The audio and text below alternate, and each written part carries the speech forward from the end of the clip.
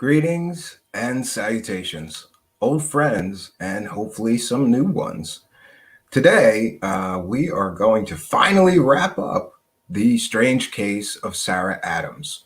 For those that don't know, I have a particular interest in people who make claims of having psychic powers, whether they be mental abilities like the ability to telepathically communicate with other people or see the future, communicate with people's dead relatives, or in the strange case of Sarah Adams, she claimed that she had all kinds of superpowers. Friends, I have looked into hundreds of these kind of people, and out of hundreds, I'm batting zero finding one person who can scientifically prove or demonstrate their so-called superpowers. Initially, I got incredibly excited about this girl. She gave me a reading where she was lulling me into a very relaxed state. It was late at night. I think it was past midnight, maybe 1 a.m. And that's of particular interest, is that every time that she wanted to do a session for me, it was always at 1 o'clock in the morning somehow. I found that curious. But the first session, she started lulling me into this super relaxed state and pumping suggestions to me. And suddenly I felt a physical effect of what she claimed, while she claimed that she was working on my aura, or aligning my chakras. And initially, I got pretty excited because I can't believe that she was able to make me physically feel something in my body at a distance.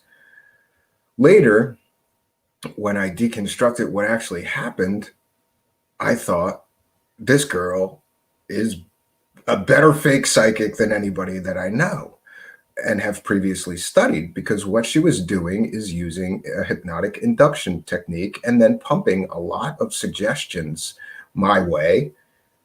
And we are all of us are susceptible to hypnotic induction and the power of suggestion given the right circumstances. I make no excuses for being human and for initially falling for her superpowers.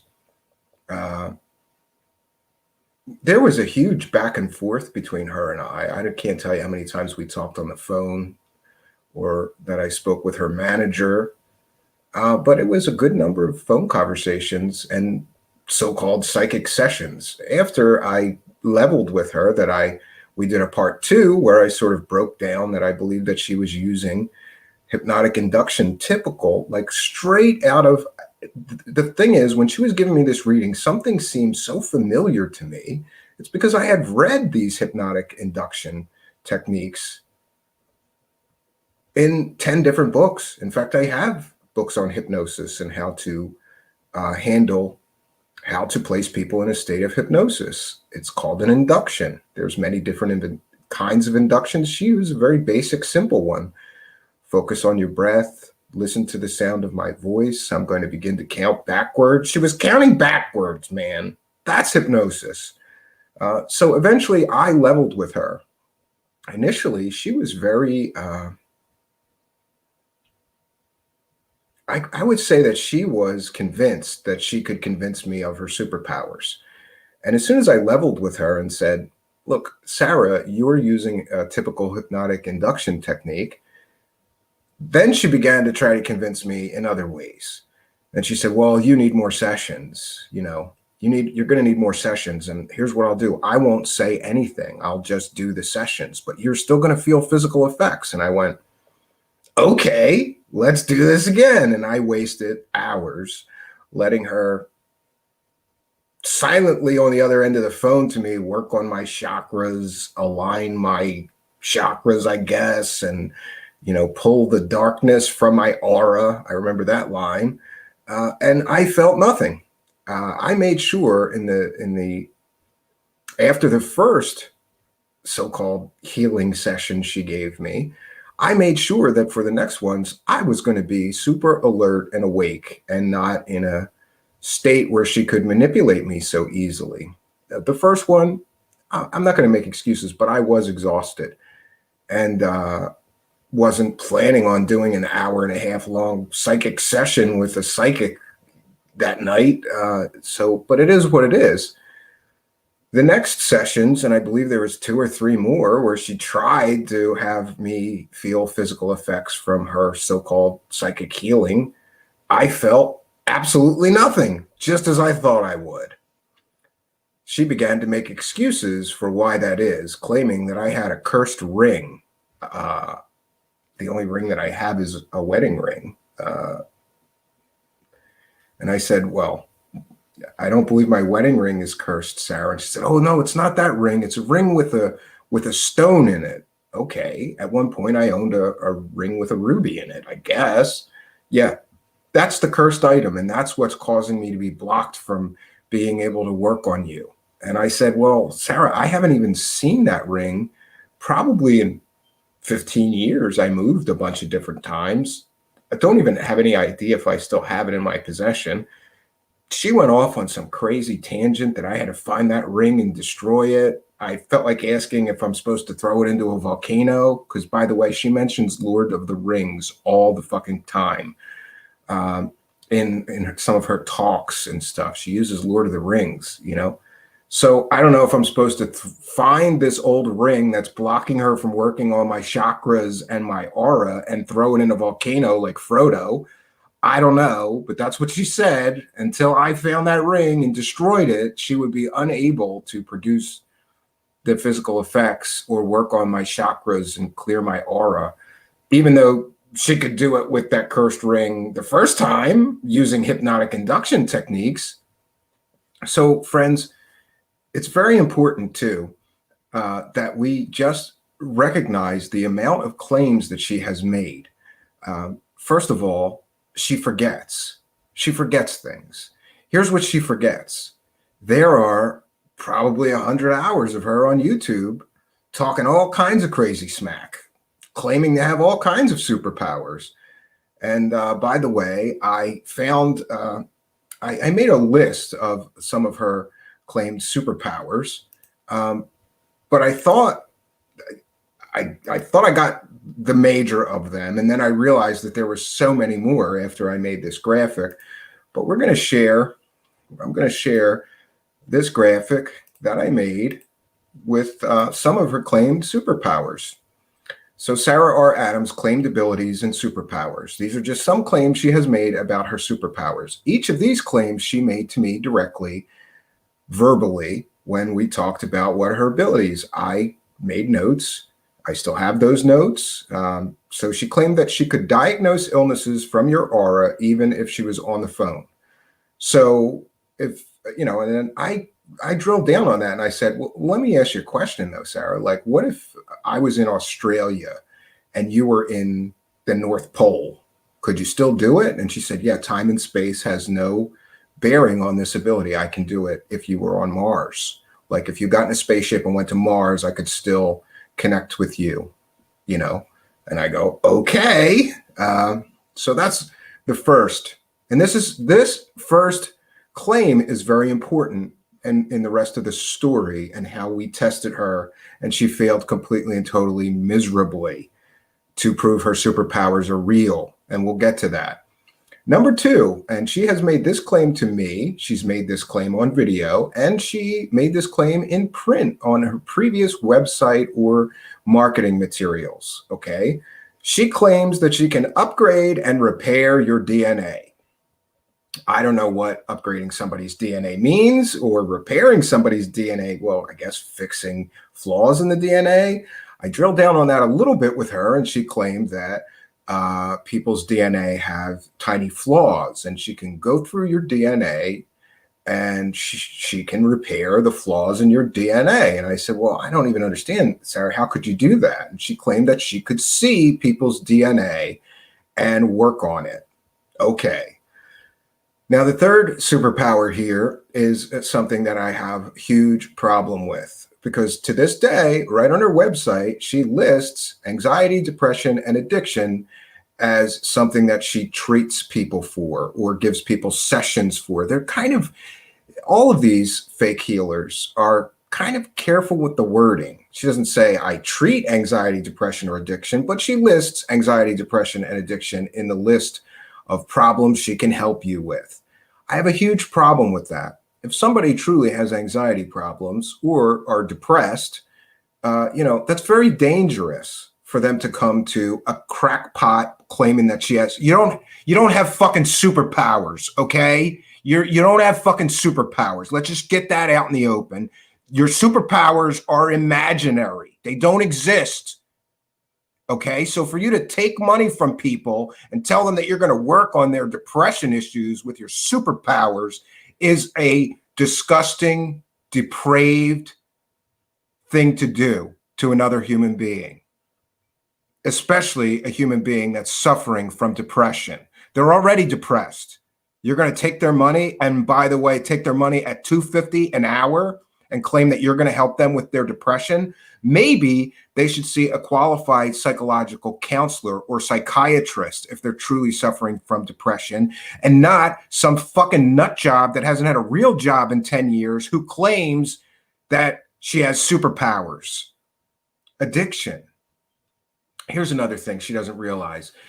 In many states, in Pennsylvania, you cannot take money from people to help them with either their anxiety or their depression or their addiction problems unless you're a certified counselor, unless you have whatever educational requirements. Each state has different mandates.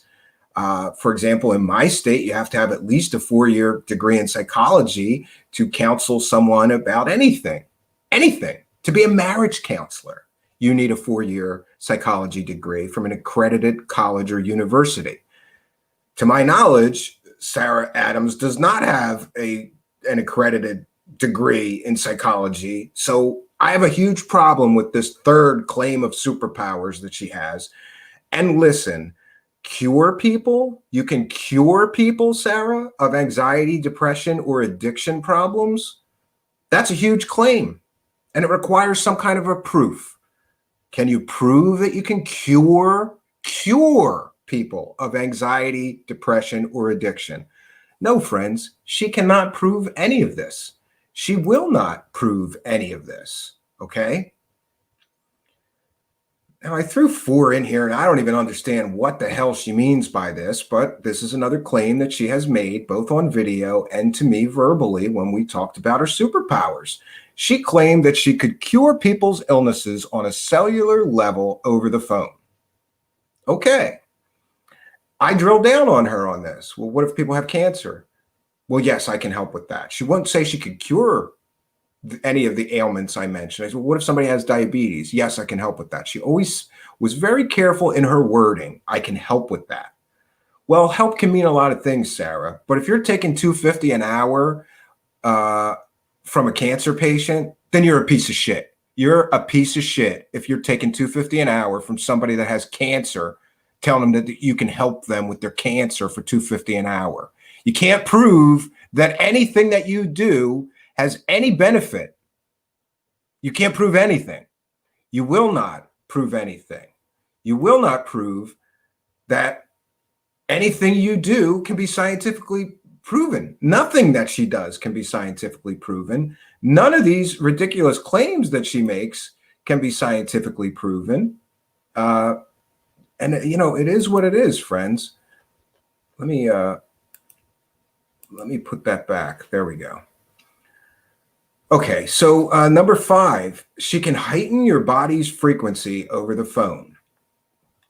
I don't even know what that means. What frequency? I try to drill down on her on this. What frequency? Well, and then I would get the woo and the word salad. Well, everyone's, operating at a certain frequency, and I can raise their frequency to a higher vibrational level. It's all gobbledygook, word salad, bunch of nonsense. You can't prove that you can heighten somebody's body's frequency, let alone prove that you could do it over the fucking phone.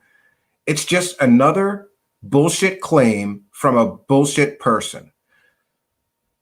Number 6, She can repair your damaged aura over the phone. Well, thank God. And then she told me how terribly damaged my aura was. Well, isn't that convenient? I didn't even know that my aura was damaged before I met her. Now I know, but it's okay because she's going to repair my damaged aura for $250 an hour. Great scam she's got running here. Okay. Oh, and this one, and remember, friends, this is just some of her claimed superpowers. There's a lot more, and we're going to unpack some of them. Number 7, she can erase painful memories from your mind completely. Throughout my talks with her, she got very personal, which I found a little bit forward of her. She doesn't know me. So during one conversation, she said, "What is the most painful memory in your life that causes you the most trauma still today?"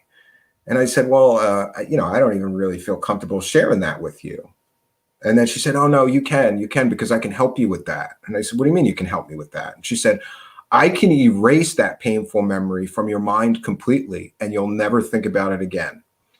I didn't take her up on that, but I found it interesting that she's making claims like that to people, that she can erase painful memories from people's minds completely. I made notes. This is how I wrote it down.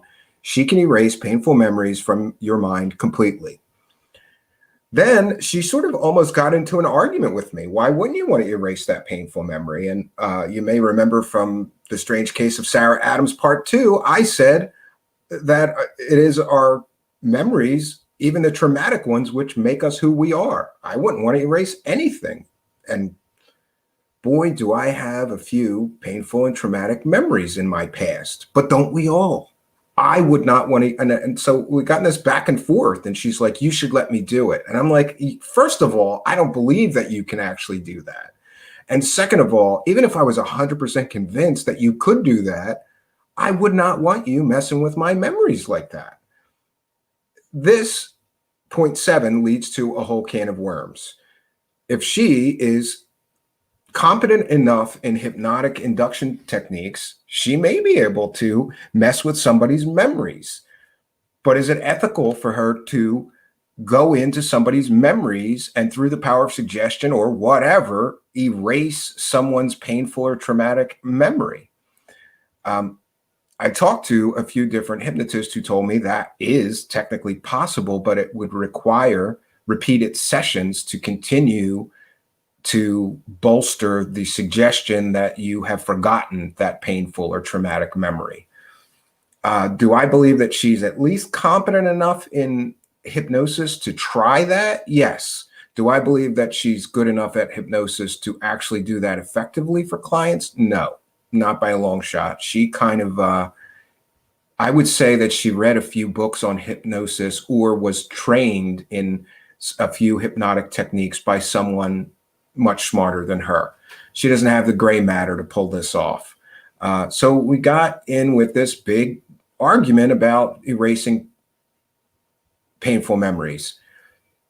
Next, I also remembered, we're going to stop sharing the screen. I also remembered further down in my notes, I've got about 10 pages of notes on my experience with The Strange Case of Sarah Adams. She made some other claims, which I really, really have a problem with. Like I said, she got very personal and asked a lot of questions. And I violated the first rule, my first rule. When you're dealing with a so-called psychic, you don't volunteer any information. Even if they ask, or you give them false information and see if they pick up on the fact that you're giving them false information. But there was something about her. She seemed very genuine in her. I'll give her this. She seems very genuine in her belief that she's trying to help people and use her superpowers to help people. So somewhere along the line of these conversations, always late at night, right? She got me to talk about some personal things, including the fact that I have a son who is autistic and nonverbal. For those that don't know, that means my son speaks very, very little. He says a few words, mostly requests for food. Cookies. It's like Cookie Monster. A few other things. He'll ask for a bath if he wants a bath. he really only speaks a few words. And so we talked about, she asked me about like trauma in my life and what is most traumatic or what makes me feel powerless. And yeah, so I mentioned my inability to communicate with my nonverbal autistic son makes me feel powerless.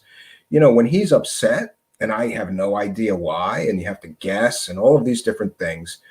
And here is another indicator that she is a fucking degenerate lowlife. She is a fucking degenerate lowlife piece of scum who use people's pain against them to profit from them. After getting the knowledge that my son was nonverbal and doesn't speak, and autistic, she started telling me that she could telepathically communicate with him, and she could communicate with him right now. Later, on reconstructing those events, I realized that he was dead asleep at the time that she claimed to be telepathically communicating with him. Listen,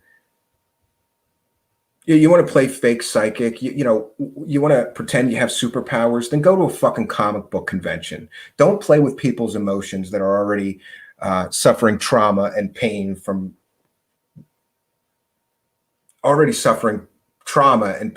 dealing with something as painful as having a son you can't communicate with who's 8 years old. Now, she claimed that she could communicate with him. And she said, well, I had mentioned that it's really painful because like he's 8 years old and I don't even know what his favorite color is. She guesses blue. His favorite color is blue. And this is when the cold reading started. She started using typical cold reading techniques, which I am well versed with, having studied so many of these frauds. She tells me his favorite color is blue. And I say, well, I have no way of knowing that that's his favorite color. And she said, oh, no, it is. And he's telling me that his room is blue. And I said, no, his room is not blue. And she said, well, he once was in a blue room. Okay, yeah, I'm pretty sure he was once in a blue room. Or was it that he had a room once that was blue? And yes, I believe his nursery was blue. Good guess, good guess. But it still did not convince me that she could telepathically communicate with my son. But just the mere fact that she would use my son to get to me, to convince me of her superpowers, means that she's a fucking low-life, degenerate piece of scum. You don't use somebody's handicapped son. You don't pull on my heartstrings by using my handicapped son. That's a piece of shit thing to do. And she did it. And I mean, she was all chips in on she could telepathically communicate with my son and help us, help my family by communicating with my son and finding out, his favorite color and what's wrong with him. So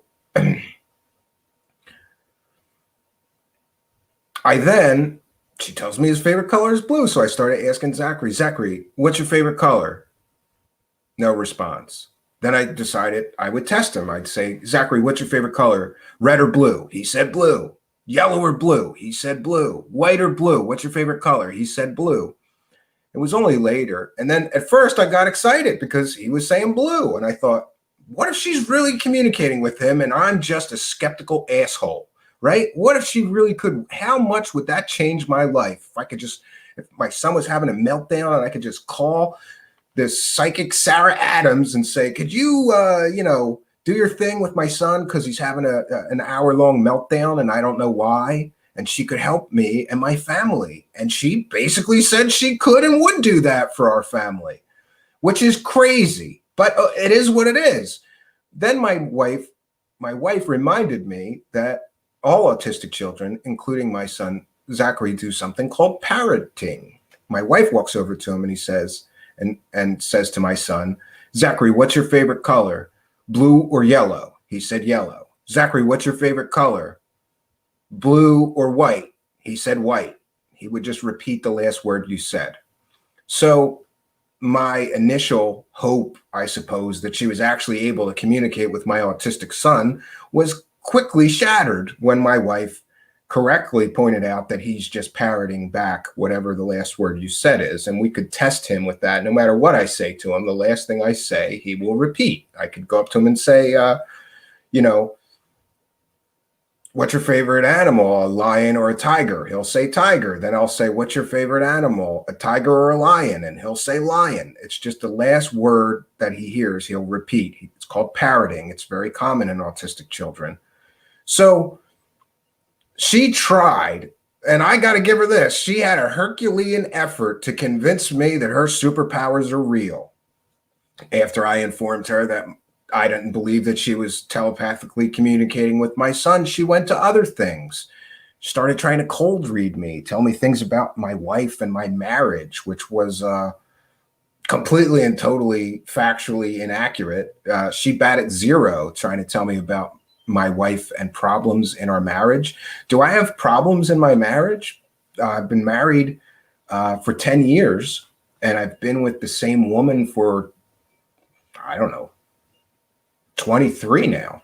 23 years with the same woman. Do we have relationship? Do we have problems in our relationship?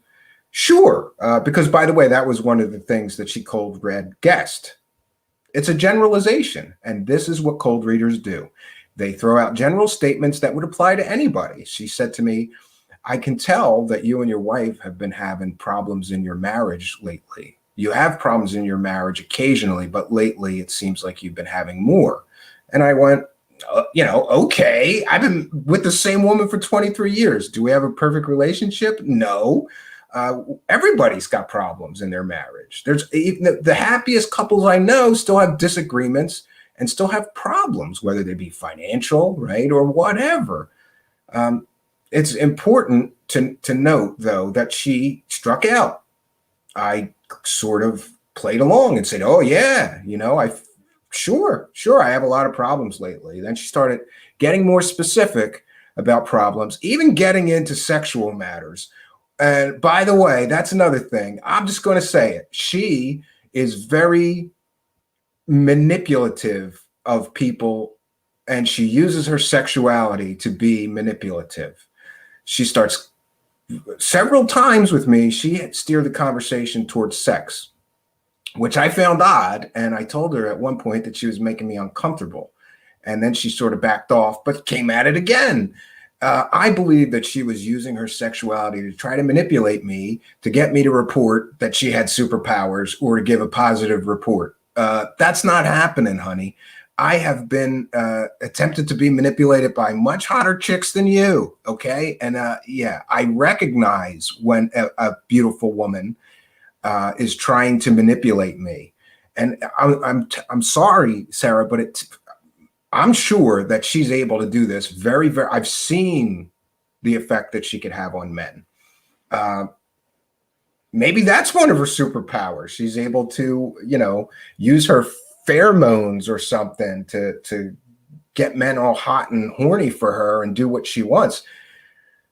I'm just putting it out there. She's very, very manipulative with her sexuality. She uses her sexuality to try to manipulate you into a state where you'll agree with her. So she struck out with her cold reading, talking about my wife and problems we were having in our marriage or sexual problems or whatever. Totally struck out. And again, eventually I just called her on it. And I said, Sarah, you're using cold reading. And she's like, I don't even know what that is. Bullshit. She's been a psychic for decades now, and she doesn't know what cold reading is. You're goddamn right. She knows what cold reading is. And if for her to lie and say she doesn't even know what that is, she also tried to lie and say she didn't know what a hypnotic induction is, even though she gave me a textbook hypnotic induction at the beginning of the first session that we had. So, I got so off in the weeds. That's another one. Another one of her claimed superpowers is that she can telepathically communicate with nonverbal autistic children. She made that claim to me. No proof of that claim.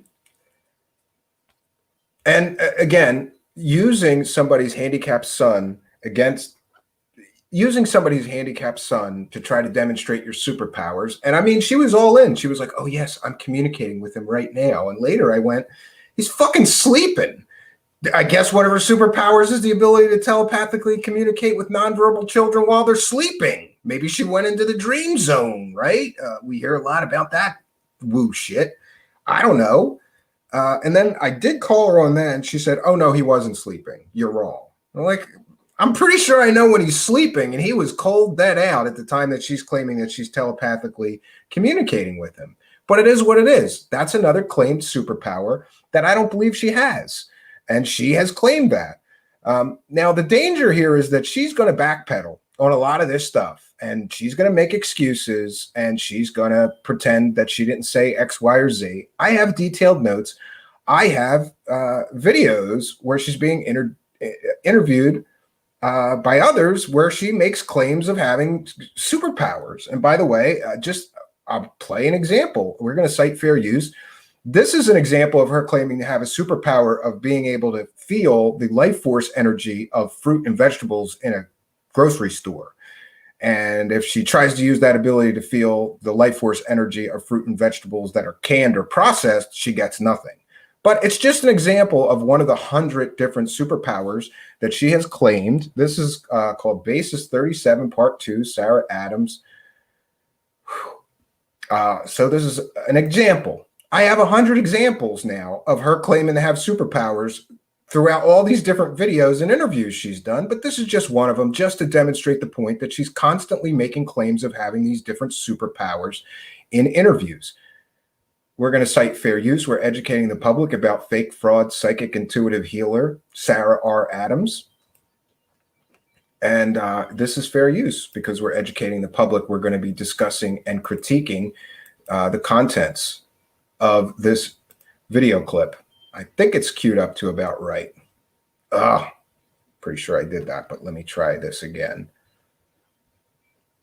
Let me try this again, friends. I always forget to share the audio, and then somebody has to say there's no sound. So let's try this again.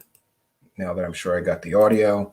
Here we go. Here's another claimed superpower. It's not on our list. And by the way, I'm not a woman, but is she, what is that? Is she like wearing her underwear on the outside of her clothes?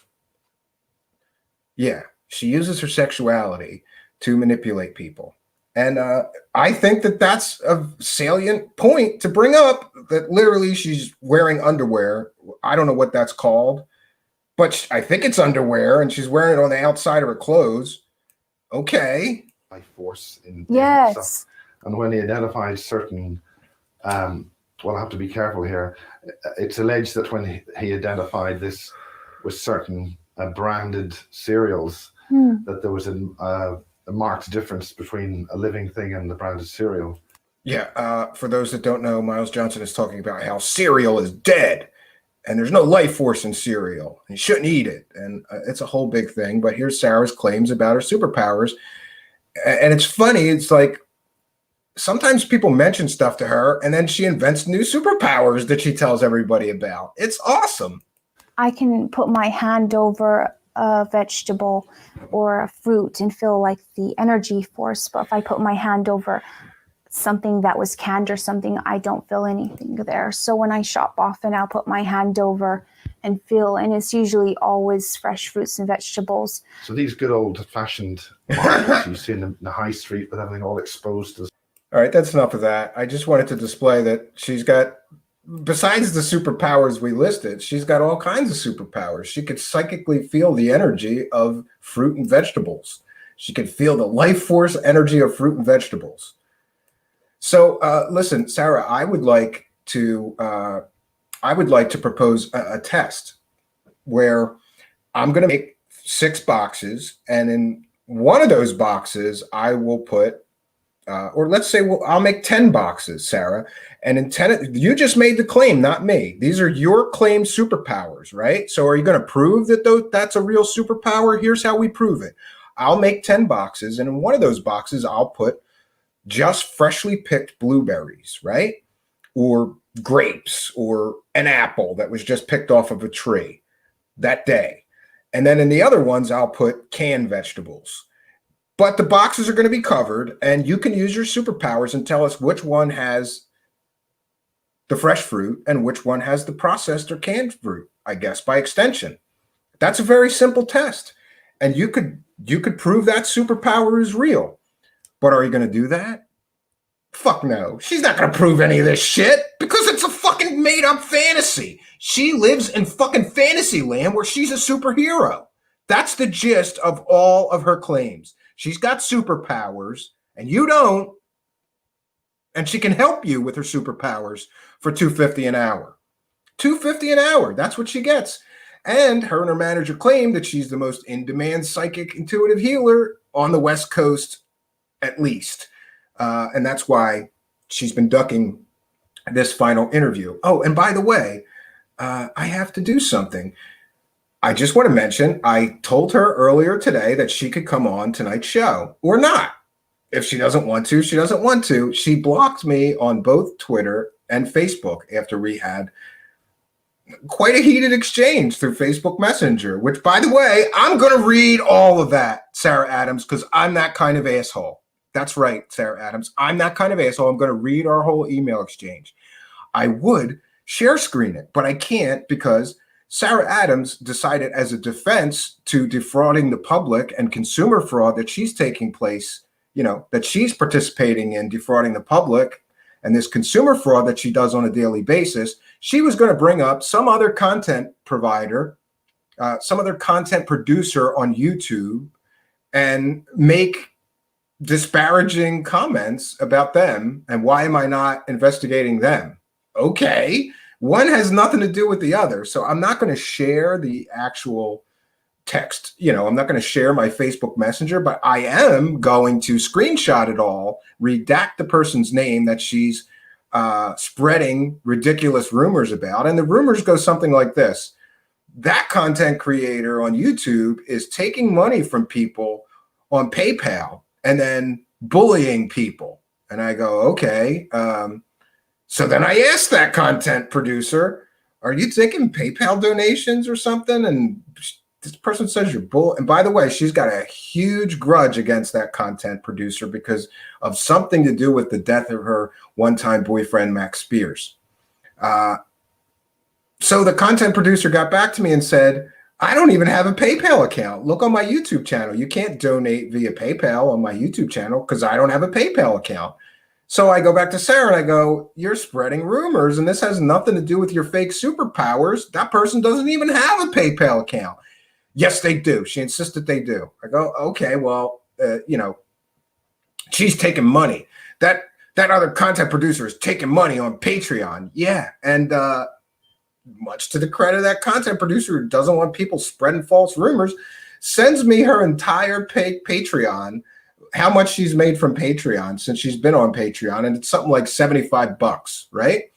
Then Sarah Adams decides, oh no, she's taking money via Cash App. And I go back to the content producer. And now she's talking shit saying you're taking money via Cash App.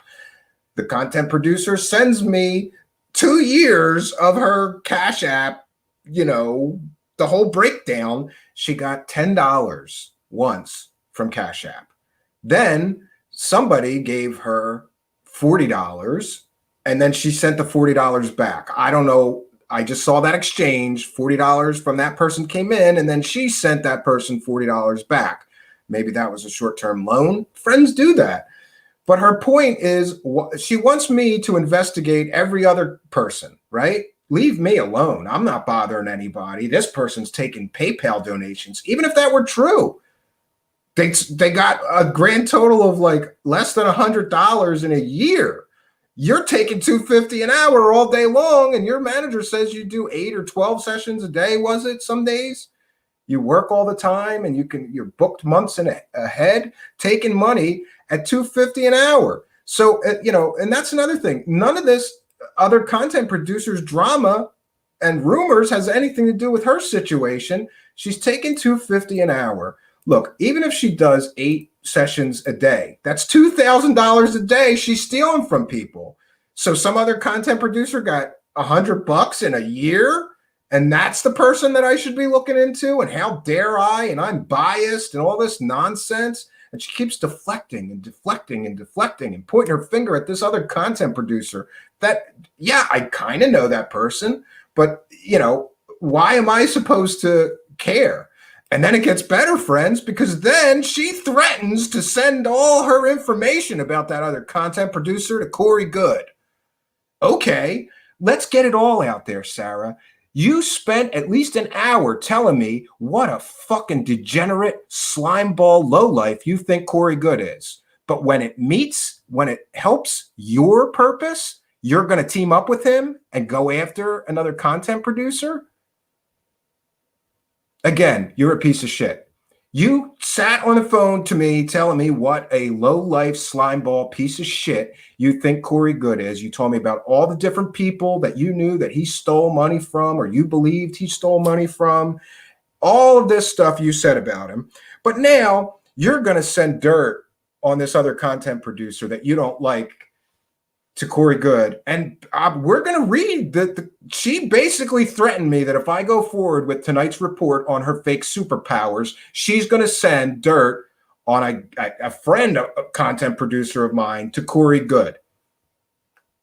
That's a threat, Sarah Adams, you asshole. You know that crazy clown is running around suing people left and right, and he's not very mentally stable.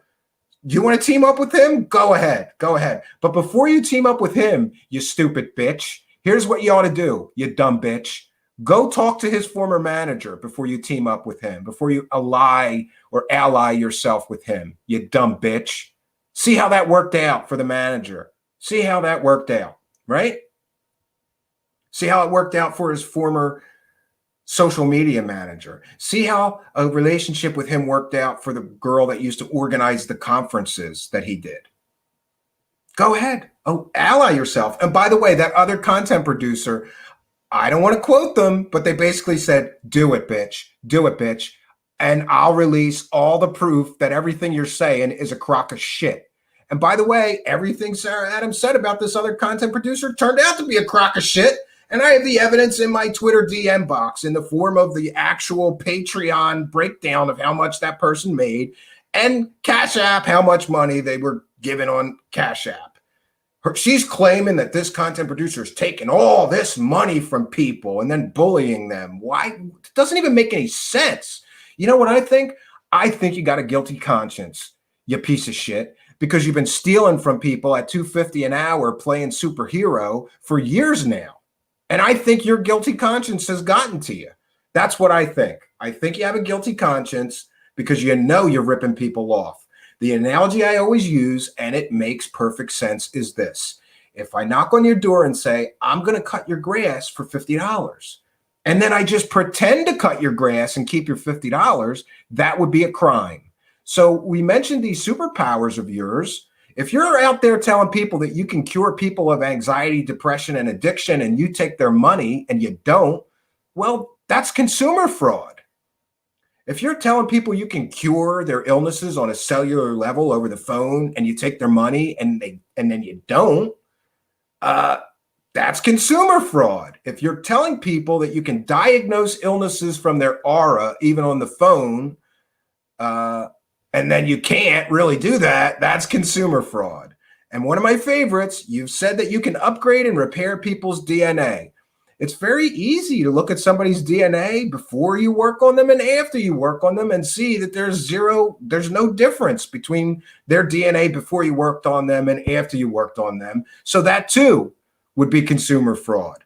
Your claim that you can erase people's painful memories from their mind completely. You can't do that. Not really.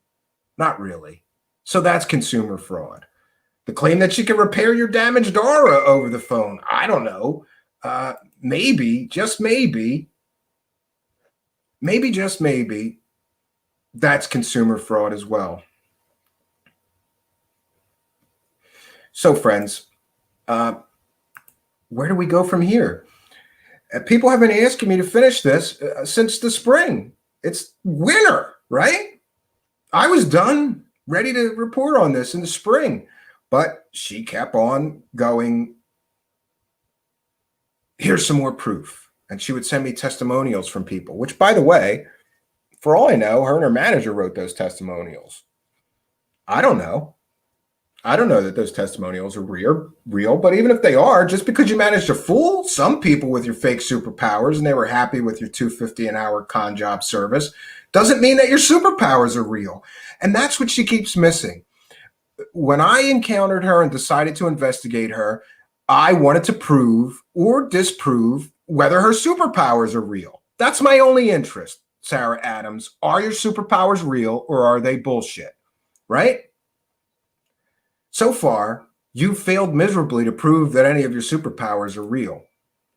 So let's get back to the conversation that we had today. And again, I'm not gonna share my screen because I don't want to contribute to this person spreading rumors about another content producer, especially when I know that the things that she's saying about that other content creator are completely and totally fucked up and made up. Okay, so yesterday night, I sent her a message and I said, final request for interview. I won't ask you. Again, I've compiled my research. I will make some graphics to promote it with or without your appearance. Or I could do another part solo, presenting my thoughts and research, and your interview can be the final part. Your choice, but I'm wrapping this up with or without you in the next few days. Best regards, Stephen. And she replies, I told you via the call that I would do the interview when you took into account that I worked on your friend and he felt the effects, even though I did not tell him what work I was doing on him. You weren't supposed to do this as agreed, and I did not hear snitching about it, only that he wasn't answering you. No, I should just explain. Sarah was so she was so up on proving her superpowers to me that she said, fine, if I'm not able to work on your chakras because you have a cursed ring that you have to destroy before my superpowers work, then you can send me somebody else that's going to have an open mind, and then I'll be able to prove my powers to them. And I went, okay, I'll send you somebody else that you can use your superpowers on. And I thought long and hard about what I was going to do about that. I have friends that are believers. I have friends that are total skeptics. And I have friends that are somewhere in between. She says, you haven't contacted me since. I have no messages or nothing from you. Well, Sarah, I can share the 10 times. I count it. 10 times since the spring, I've asked you. I tried to schedule it. I've given you every opportunity to come on here, and you wouldn't.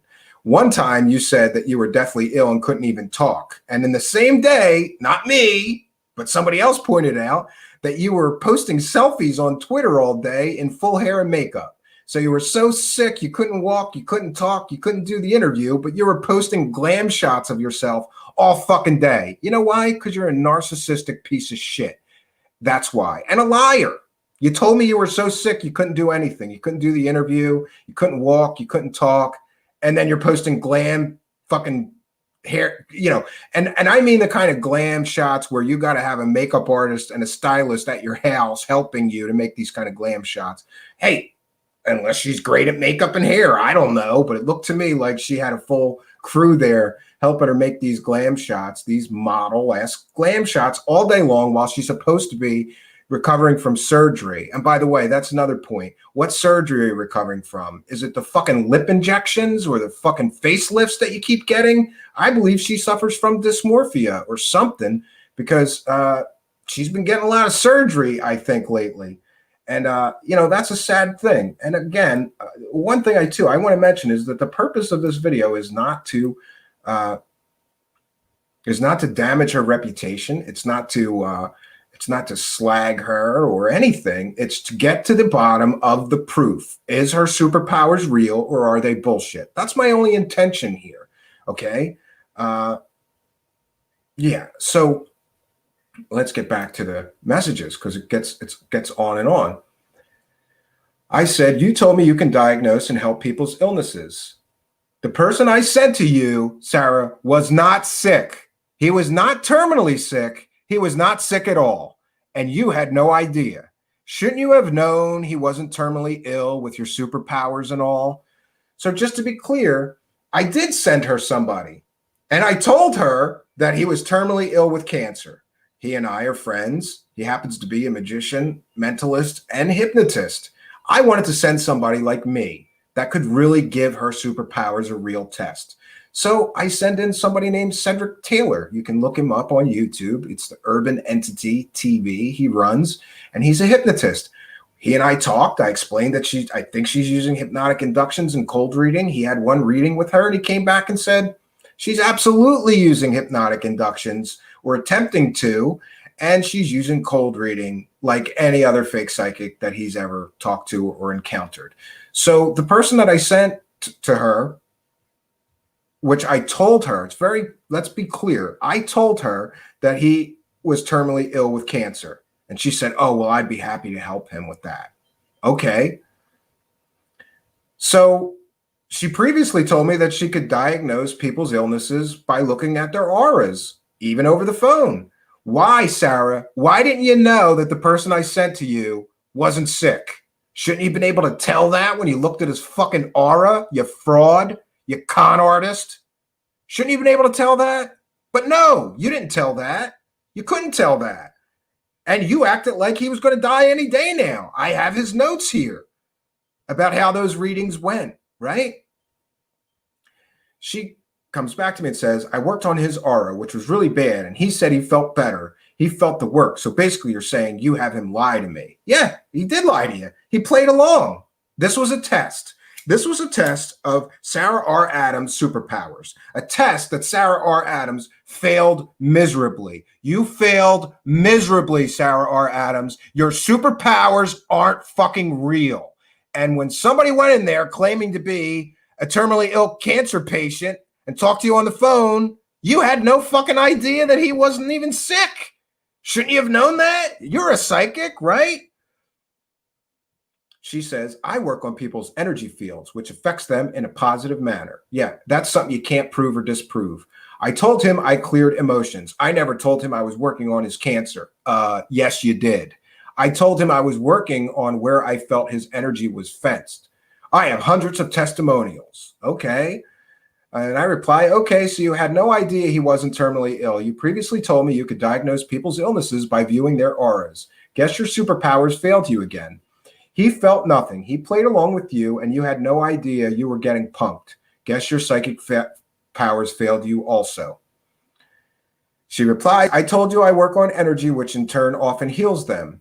And then she says, well, this just shows you rigged this, and you also lie. Yeah, okay, I rigged it. I wanted to test your superpowers, and this is the best test of a superpowers that I could think of. I reply, he's a mentalist and hypnotist, by the way, and agrees with me that you use hypnotic inductions. And if that fails you or you can't resort to standard hypnotic inductions, you use standard cold reading techniques all fake psychics use. He agrees with me. You use hypnotic induction techniques and cold reading techniques. He agrees with me that your superpowers are all bogus. I didn't rig anything. I tested your superpowers and psychic powers, and you failed miserably. She says, you're also lying about how you said I would not do the show. No, I'm not. Here we are, Sarah R. Adams. Listen, I said that you could come on the show tonight. I gave you 10 opportunities to come on the show. I'm not lying when I say that you won't come on the show. How many fucking times am I supposed to invite you? You've gotten 10 invitations. I've got screenshots of the 10 invitations, the 10 times I tried to schedule with you. And I went above and beyond. I said, I know you might be on a different time zone. I'll do it whenever you want, Monday, Tuesday, Wednesday, Thursday, Friday this week. No reply. Next time, Sarah, I'm still trying to finish this interview. So if you'd like to do it, I could do it Friday, Saturday, Sunday, Monday, anytime you want. Just let me know. No reply. And over and over and over again. I didn't lie when I said you wouldn't come on the show. You're not on the show. You're not on the show tonight. You could be. Oh, and by the way, just to be fair, she blocked me on Twitter and Facebook. So I really have no way of sending the invitation to her to be on the show. But here's what I'm going to do. I'm going to try to send it to her manager. There it is. To Jinder Gill. And I'm going to say invitation for Sarah to come on the show. We are live right now. Last chance. And there's the StreamYard invitation. Or to Jinder Gill, her manager. You can come on too if you want, but I have to finish the presentation first. Okay, so let's get back to the messages. This is like 2 hours today. She's going back and forth. I said, say what you want. your claimed superpowers failed. You don't have superpowers, Sarah. You were as ordinary as any person. Sorry to break it to you, but that is the reality of your superpower claims. Oh, and you know what? I can share this up until a certain point. So just so nobody thinks that I'm making any of this shit up, these are the actual messages between Sarah Adams and I. So you told me previously you can diagnose people's illnesses by viewing their auras. Why didn't you know he wasn't sick? It's because your superpowers are bullshit, Sarah. She says, actually, I thought your friend was a bit creepy the way he spoke and was attempting to keep up my part of the deal. You were to send an unbiased person to get the results that way. I made my friend Cedric Taylor promise me that he would be fair and give you, enough rope to hang you. I mean, we talked honestly. I said to him, I know that you're familiar with these cold reading techniques and these hypnotic techniques. You're a hypnotist.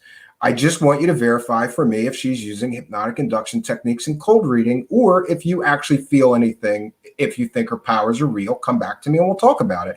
And he came back to me and said, fraud like all the rest.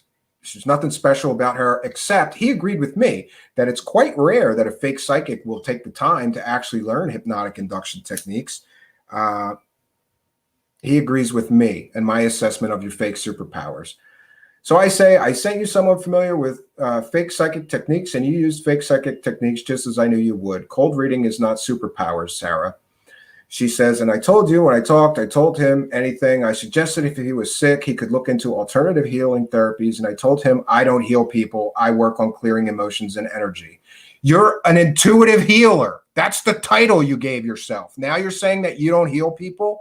You work on clearing emotions and energy. Your title is intuitive psychic healer, Sarah Adams. You're fucking backpedaling now because you know that you just got punked bad. I sent a fucking hypnotist to you, a mentalist that is familiar with fake psychic techniques. And he nailed you and said, yeah, Steve, I agree with you. She's using cold reading. She's using hypnotic inductions. She doesn't have any superpowers. Now, and you feel like an asshole. Don't you feel like an asshole just a little bit, Sarah R. Adams? You didn't even know that he didn't have cancer. You didn't even know that he wasn't sick at all. And you're telling him shit. I have the notes. You're telling him shit like you're working on shrinking cancer cells and all this fucking nonsense you told him. This word salad bunch of nonsense. You're working on his quantum chakra fucking third eye pineal gland quantum entangled consciousness alter and all this nonsense you told him. Don't you feel at least a little bit like an asshole because you didn't know that he wasn't even sick and you're telling him that you're healing his fucking cancer cells, you asshole? And by the way, how fucking dare you? If you really take money from people that have cancer and you tell them shit like you're shrinking their cancer cells, then you're a piece of shit. You're a piece of shit if you do that. And we have proof that you did it in at least this case. Again, if your friend says, I talked, he is lying. Okay, maybe you could get a real job. I said, maybe you can get a real job and stop taking money from people for your fake superpowers. Then she claims that she did the session without speaking. No, she started the session without speaking, but then when nothing was happening, she gave up and started talking. What you do, it's consumer fraud. You could be prosecuted. Just be aware of that. You're selling your fake superpowers. And just because you have testimonials where you fool people into believing in your fake superpowers doesn't make it right. You can't scientifically prove your claims. You said you could upgrade and repair my DNA. Prove that. You can't because it's bullshit, Sarah. She replies, actually, loads of people see and experience things on their own. And yes, I speak to aliens and do loads of things.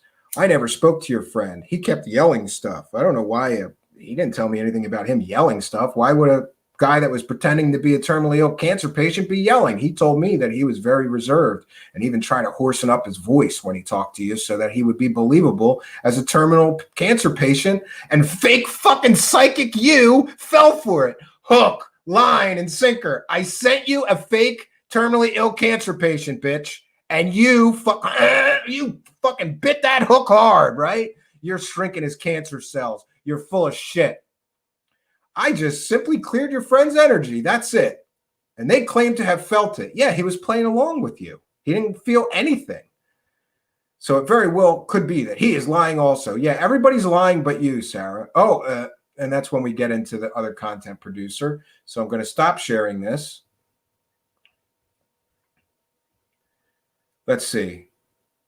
Your friend blank is taking money from people and having them trolled when they don't agree with her. Maybe you should go expose your comrades for being bullies online while taking people's money. Yeah, and we've been over this. That person got a grand total of about $100 in the past year. Unlike you, who are getting, I lost my calculator. What are you getting in a day? $2,000 you're getting in a day stealing from people for your fake fucking superpowers. But go ahead, let's bring up another content creator that I happen to know, right? I said, I don't know anything about that. It's irrelevant to your con games. I asked her, are you a certified addiction counselor? You know that you can't help people with addictions in many states, at least in the US, without being certified. And here's what I'm gonna challenge her. Sarah, go through your invoices, and every single person that came to you with addiction issues, anxiety issues, depression issues, somebody that was suicidal, you got to give the money back. Otherwise, that's consumer fraud, bitch. Let's see. She replies, this conversation is now over. Oh, but I wish it was. She went on for like an hour. When you can send me an unbiased person and man up and also stop targeting me while protecting your friends who harass and use people for money, I might give you the time of day. Yeah. My friends are harassing people for money. Really. Yeah. And they're so bad at it that all they were able to do is get $100 in the past year between Patreon and Cash App. That's all they got. So they must be, if they are con artists like you, they're a terrible fucking con artist to only get $100 a day, when meanwhile you're getting, by you and your manager's own account, $2,000 a day. That's what you're getting, right? And by the way, I sent the invitation to your manager, Sarah. You can still come on here and defend yourself. You can still come on here and try to explain why you're stealing from people. But do I believe you're going to do that? Fuck no, because you're a coward. Because when confronted with the fact that your superpowers are fake, you start bringing up some other person claiming that they're taking money from people and bullying them. It's completely irrelevant here. Even if that were 100% true, and it's not, by the way, it's irrelevant. This is completely and totally irrelevant. But we're going to continue just for a little while, just so everybody can see the ridiculousness of her. This is how she's trying to defend getting caught with her pants down, not knowing that I sent her a fake terminal cancer patient and she didn't know that they weren't even sick. So now she's going to try to defend her superpowers somehow. She says, I have loads of letters about your friend, content creator, that you said some things about using people for money and then harassing them, yet you're hiding that. Okay, I actually help people. I don't get people to send me money and then bully them after. I said, you have some grudge against them. And no, we know each other. I don't know what your grudge is against her, nor do I care about that. It's irrelevant to this issue of you ripping people off for your fake superpowers. She says, I should be looking into that story. I said, who are they taking money from? Who are they bullying? I said, she makes what? $100 from Patreon. You take $250 an hour from vulnerable people. And by the way, I didn't know at that point exactly what that content creator made, but they were nice enough to give me the whole fucking breakdown. And everything she says here is completely and totally factually inaccurate, by the way. Sarah, shouldn't you have known that? If people are talking shit about you about another content creator and it's completely and totally factually inaccurate, you're psychic. Shouldn't you know they're lying to you? But you don't. She replies, I'm saying you're a liar and you're a biased person who refuses to call out your own friends who are taking money from people and having them trolled and attacked. After this, you're hiding. And you're lying about me saying I would not go on your show. Hey, here we are, Sarah. I sent the invitation to your manager, okay? The invitation is out there. You can email me right now at truthseekershow@gmail.com. I'll send you the link and you can come right on my show. I'm not lying. You won't come on the show. There's the invitation. The invitation is there, bitch. The invitation is there.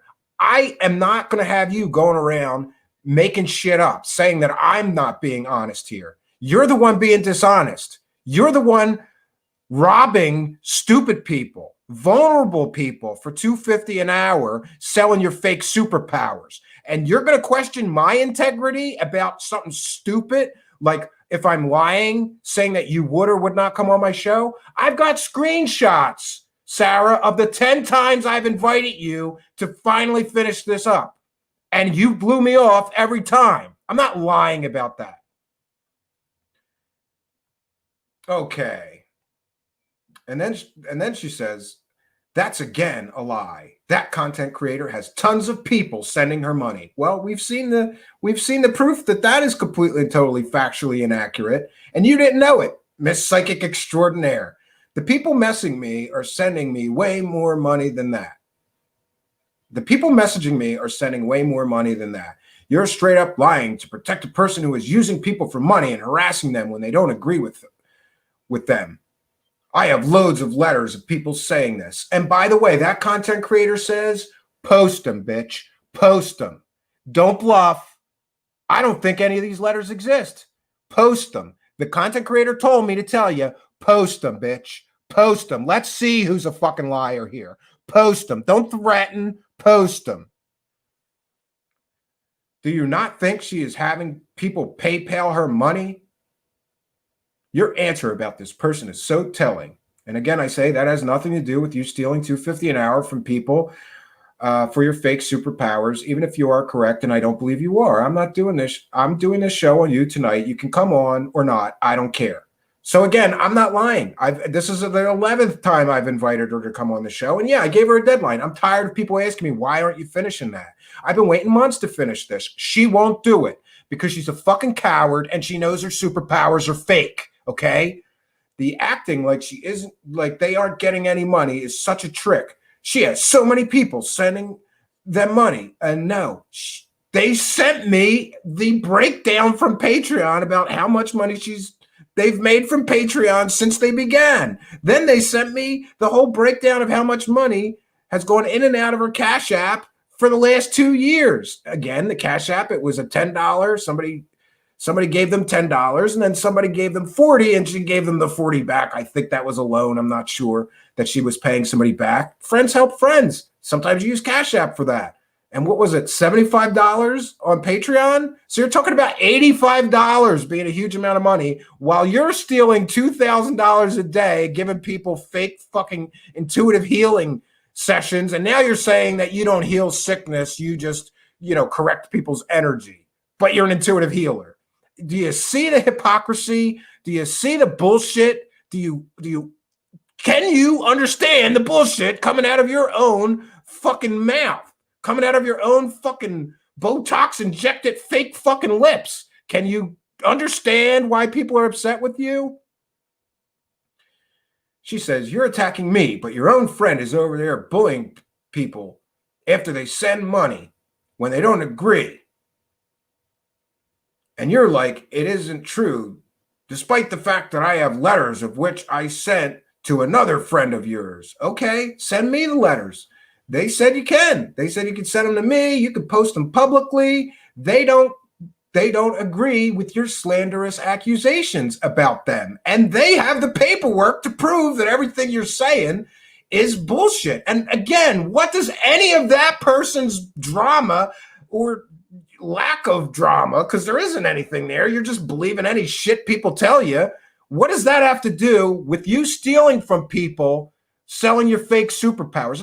One has nothing to do with the other. Sarah is claiming that I should be looking into that story. And I did. And there's nothing to it. It's not a story. It's bullshit. I saw the documents, bitch. Do you have documents that can prove how much they took in on Patreon? Because I saw them. Have you? No, you just believed rumors of somebody. Oh, and let's get this out in the open. Who's feeding her this shit? Natasha Hines is feeding her this shit. Another person with a grudge against that content creator, right, is feeding her this shit. And she just believed it, hook, line, and sinker, because she's a dumbass. Just like she believed it, hook, line, and sinker, when I sent her a fake terminally ill cancer patient. Because she's a fucking terrible at being psychic. If she's really claiming to be psychic, honey, you're a terrible fucking psychic. You should have known that Natasha Hines is lying to you. And by the way, the quality of the sourcing that you're using is an asshole who claims to be, what is she? She's a life coach, right? And hey, I don't know if this is true or not, but I've heard it from multiple sources. She's a life coach who lives in her parents' basement. She's over 40, lives in her parents' basement. And hey, this is going to sound shallow, but Natasha Hines, I'm gonna go there. Natasha Hines, you're at least what, 150 pounds overweight, right?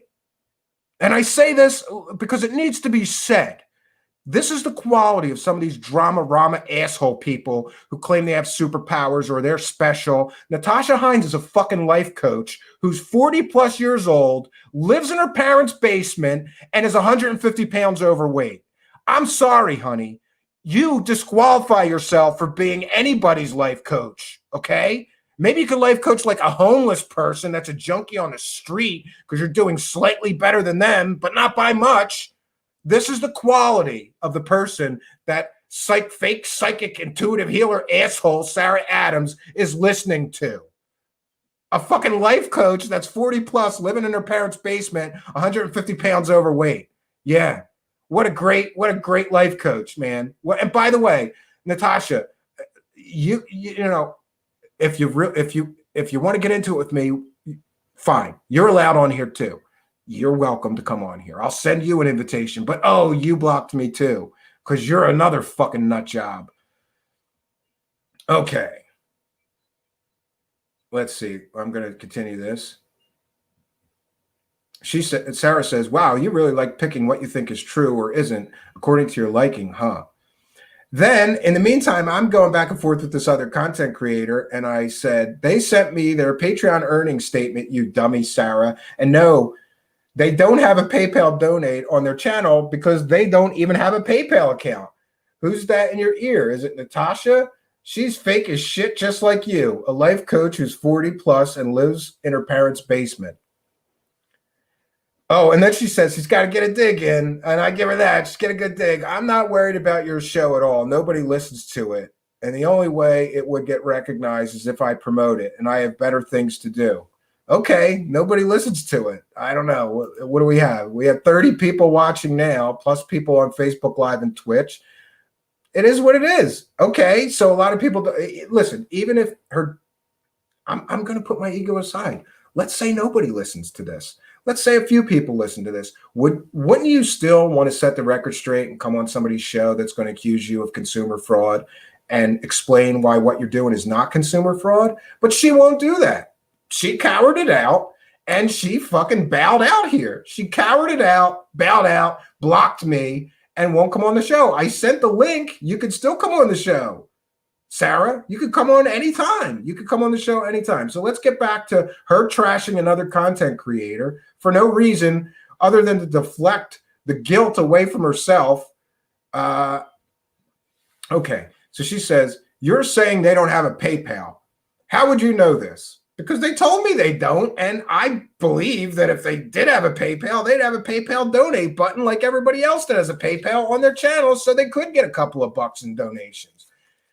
You're like contradicting yourself over and over. No, I'm pointing out some real things here, and that's why you're scrambling with your responses. I say I'm not scrambling for anyone. Again, this is all irrelevant to your conning people with your fake superpowers. One thing has nothing to do with your power with the other. Again, you're making excuses and deflecting responsibility for stealing from people with your fake superpowers. She says you're clearly biased and will defend people who are your friends who are harassing and taking money from people, yet you claim you don't know them well, but you claim you know they don't have a PayPal, which is laughable. I never claimed I never said that I didn't know them well.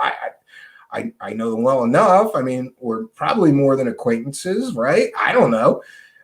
You failed to send an unbiased person for me to work on. No, I didn't. I sent you a fake terminally ill cancer patient, and you bought it hook, line, and sinker because you're fucking fake. If you were really a psychic, if you were really an intuitive healer that could look into somebody's aura and tell what sicknesses they had, then you would have looked into his aura and said, excuse me, Stephen told me that you have cancer. You don't have cancer. Stephen told me that you're terminally ill. You're not terminally ill. I could tell that by your aura, but you didn't. Did you, you fake bitch? You didn't do that, did you? You fake fucking slime ball, dirt ball, stealing money from fucking sick people. That is the worst of the worst. You're taking money from sick people and fucking telling them that you're going to help them with your fake fucking superpowers. That's bullshit. You should be in prison for what you've been doing to people. You deserve a prison sentence for fraud. Okay. Then she tries to say that I once told her that content creator was really shady.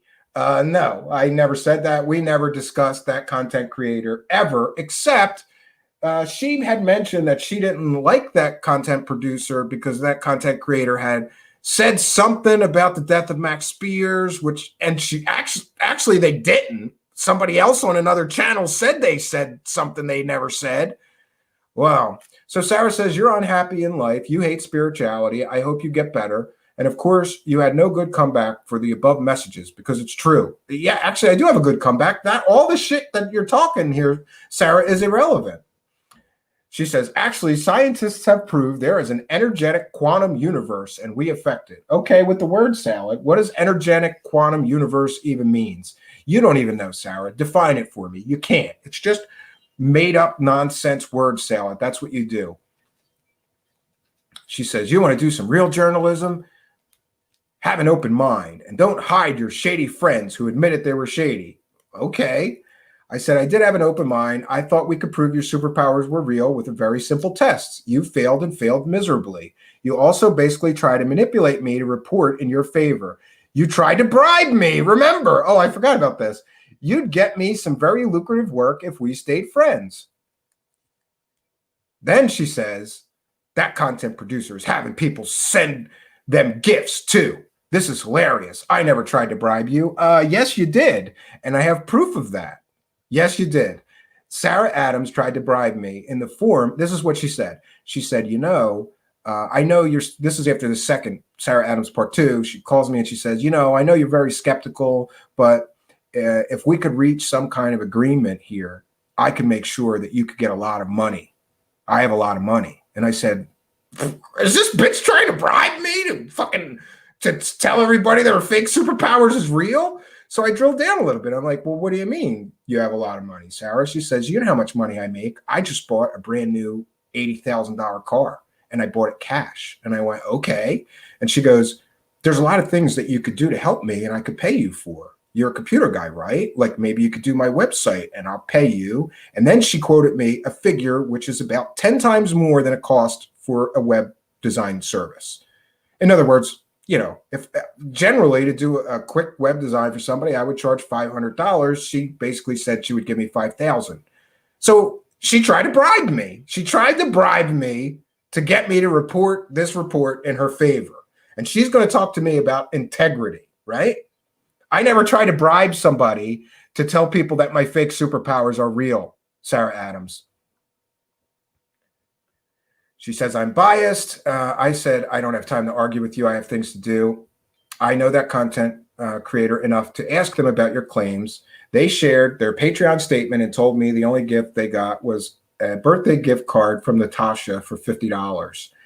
And by the way, there was something weird with that. Like it didn't even come from Natasha. The life coach had to get her mom to give her the $50 and send a gift card. Maybe she didn't have the $50. Maybe, I don't know, something weird with that. And Sarah Adams says, you're still claiming she doesn't have a PayPal? Wow. Yeah, at least I believe that they told me what they told me. I said if they had a PayPal, they'd take donations on their channel. They told me that they do not have a PayPal account. Again, all of this is relevant to you stealing money from people with your fake superpowers. We're done here, Sarah. Best of luck making a living stealing from vulnerable or stupid people. Then she comes back with, no, that person takes Cash App. Facebook 2 payments. Okay. They sent me the Cash App and there was a $10 and a $40 that was really a loan that she gave back to somebody. So all of this is nonsense. It shows you're hiding your friend's shadiness.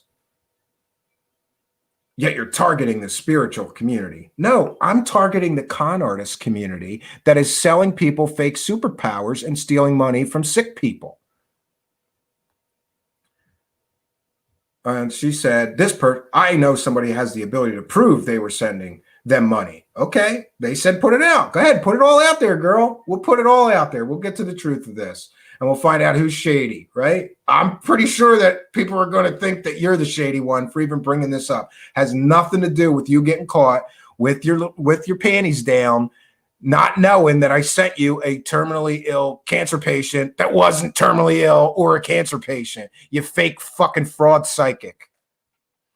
Oh, and here we go. It gets good. Then Sarah says, oh, I said, you going to hold me responsible for reporting on every content creator that I know?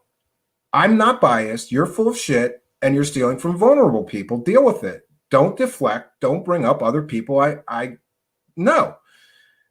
Next, it gets great. She says, I should send this whole story to Corey Good and let him know how your friends are taking people's money and harassing them, yet targeting anyone who claims they are spiritual. He has a huge following. Actually, I told you, I'm gifted. I help people, and I'm not stopping. This whole conversation is proof that you're biased and also that your circle is shady. I don't have a circle. It's just me. I run my show solo. Do I have other people? Some will call them friends. I hope that I can, for some of them, that create content on YouTube. Sure, but I don't have a circle. There's no such thing as the Dark Alliance, bitch. Don't get me started on that. I say, okay, now you're threatening me or threatening that other content creator with Crazy Corey Good. Very love and light of you. You're a fraud. I remember you told me what a terrible person that you think he is, but now that it aligns with your needs, you're going to involve yourself with him? And she said, and you're shady. Okay. I said, I'm going to share this whole conversation on my show, you dummy. Keep threatening me.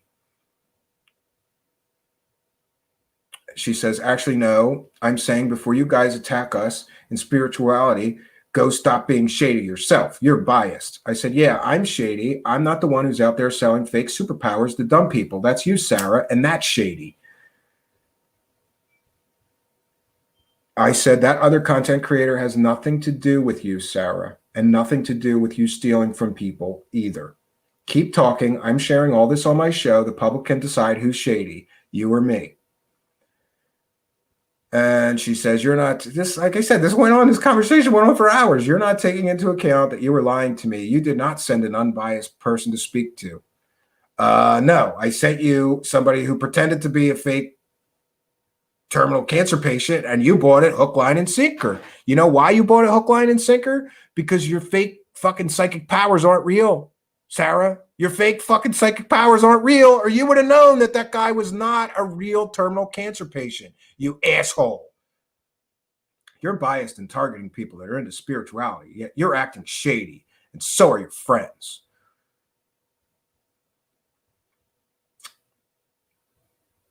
Okay. I say, I'm doing the show on you tonight. I'm not spreading rumors. I have no issues with that other content creator. Whatever she does, whatever they do, has nothing to do with you. But I believe you are wrong. You are listening to people with grudges. You spent half this conversation bringing up other people's sins or sins you think they did. You'd be better off dealing with your own. You're a fraud, Sarah, and your superpowers are not real. She comes back with, actually, I could do an article where that content creator supported a woman saying I killed my ex in another country via black magic. And that makes them look so bad because anyone knows that he died of an overdose. It's in the court documents. So there we have it. She's got a grudge against another content creator. What does this have to do with her being shady and selling people her fake superpowers, taking advantage of sick people, even terminal cancer patients she's willing to take fucking advantage of? Really? Are we going to get it? Is this like who's the better low life? Like who's the bigger low life contest? Because I'm pretty sure you're going to lose that contest when people realize that you're stealing money from terminally ill patients for your fake superpowers that don't exist. And again, you lied about me saying I won't be on your show. Well, here we are, Sarah. If you want to be on the show and prove that I'm a liar, then come on. Come on, Sarah. You guys sent the invitation. I'm going to send it to your email from your website too, you know. She says, I may not agree with Corey, but it's evident that the group attacking him are clearly shady and hate anyone claiming to be spiritual. I said, I haven't done any shows on him in what, a year? No one cares about him anymore. He's melting down, suing his former manager, former conference organizer, and 10 other people. I don't care much about him. She says, no, I don't hold a grudge. I'm just shocked at what that content creator actually supported a woman who claimed I killed my ex via black magic when they claim that they don't even believe in that stuff. I says, again, this has nothing to do with your superpower claims now proven fake. She says, you're just angry that I called you out in your circle. And I said, I have other things to do today here. We're wrapping up here. I have other things to do today before showtime. So we're done here. I'll send you the link. You can come on or not, your choice. She said, you lost this conversation. I said, showtime, 8 p.m. Eastern Standard Time. Good night. And that's it for that. So that's all the drama. And now it's out in the open. You know, she's going to deflect from her own sins, claiming, you know, some other content creator did X, Y, or Z. Sarah, none of that has anything to do with you stealing money from sick people, okay, for your fake superpowers. And by the way, I'm going to cite fair use. I'm sure he won't mind this, but I'm going to cite fair use anyway. And I'm going to show you the person who I sent. This is the person who I sent to Sarah Adams to pretend to be a terminally ill cancer patient. His name is Cedric Taylor. He's a mentalist friend of mine. He's also a hypnotist. Let's see. And this will give you a little bit of information about, oh, geez, I probably did it again. Oh, hold on one second. I just thought it was kind of funny that he did a Who Am I video, because then I could, let me try sharing this again, get the audio this time. He did a Who Am I video. So, you know, he can explain who he is better than I could. All right.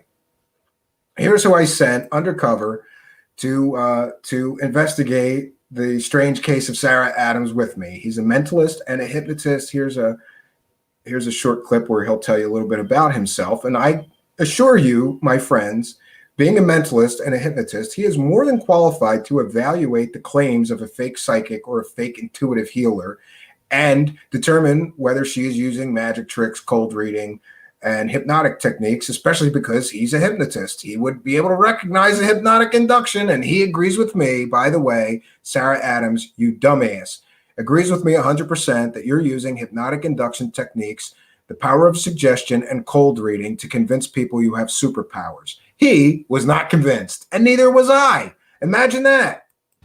Let me guess. You're probably wondering, who's this weirdo in those weird cloaks giving out all this information? I don't blame you. Who do I think that I am? Let me tell you. Cedric Taylor, Christian apologist, hypnotist, writer, public relations. Yeah, Cedric Taylor is well known in the mentalism and hypnotist community because, quite honestly, he's a bit of a rarity. An African-American gentleman who has been very successful in what is typically a Caucasian-dominated entertainment form. Most hypnotists, if you think about it, I mean, how many African-American hypnotists or mentalists have you seen? Almost none. I just want to point that out. But he's well known in the community of hypnosis and mentalism for being a very skilled individual. And I encourage you, we're going to post a link if somebody could help me. We're going to post a link to his YouTube channel where he does all kinds of hypnosis tricks. He makes people paralyzed, unable to move, all kinds of stuff. He's more than qualified to help me investigate the strange case of Sarah Adams and find out if she really has superpowers or not. And he came away agreeing with me 100% that you're fake as shit, Sarah Adams. Now, prior to graduating college, I worked with the great Morgan Strebler, the man that bends metal with his brain. Yeah, that guy.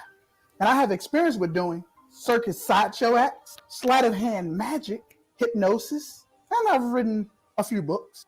Nothing really special. But while working with Morgan, I learned a ton from him. How to book gigs, how to create a buzz, how to create a story, visually and psychologically. All right, we're gonna cut that. But I just wanted to. Cedric was otherwise engaged this evening and unable to attend our show. I just wanted to make sure that everybody realized that the person that I enlisted to help me investigate the strange case of Sarah Adams, is a qualified hypnotist recognized in the field of hypnosis as an expert. I couldn't have asked for a better ally to send in, and he was down with it because he's kind of the Houdini or James Randi school of being a magician. He doesn't like seeing. He was horrified when I told him what this woman was doing. And then we decided, let's send him in there as a terminally ill cancer patient and see if she's going to bite on that. She bit on it, hook, line, and sinker, my friends. She bit on it, hook, line, and sinker. Completely fell for our deception. Now, people can claim that what I did was dishonest. I disagree. I believe that it was a fair test of her super secret or her super psychic powers. You know, I was really hoping, and so was Cedric going in there. Me and him had a conversation, and I said, Cedric, what are you going to do if she knows right away that you're not terminally ill? And he said, I'll probably shit my pants, because then that would mean her psychic powers are real, and I've never found a real psychic in my life. And I said, yeah, me neither. You know, we wanted her to succeed here. We wanted her to stop him and say, wait a minute, I'm checking your aura. You don't have cancer. You're not sick. She didn't do that. She identified, agreed with him that he had cancer, mentioned his cancer while she was repairing his aura, and that's how you know that she's fake as shit. Sorry, Sarah Adams, your fake superpowers are fake as shit. Your fake superpowers are fake as shit, and we've proved it here. If your superpowers weren't fake, you would have known that that gentleman didn't have cancer. You would have known, shouldn't you have known that we were being deceitful right from the get-go, because you're intuitive, you're psychic, she's claimed all these superpowers. She's got telepathy. Wouldn't she have been able to read my mind and know I was trying to punk her and fool her? No, she fell for it, friends. And I mean fell big. Cedric told me that it was funny, you know, like she gave him a hot reading based on everything that I had told her. And here's what I told her. I said, he's been struggling with this terrible cancer for 3 years now, and he's been close to death a few times. They say he doesn't have long to live, so he's very psychologically, you know, fragile, and, you know, oh, I can help him. I can help him. She went to that reading and just repeated everything that I told her about our fake terminally ill cancer patient, proving once again that she's a fraud.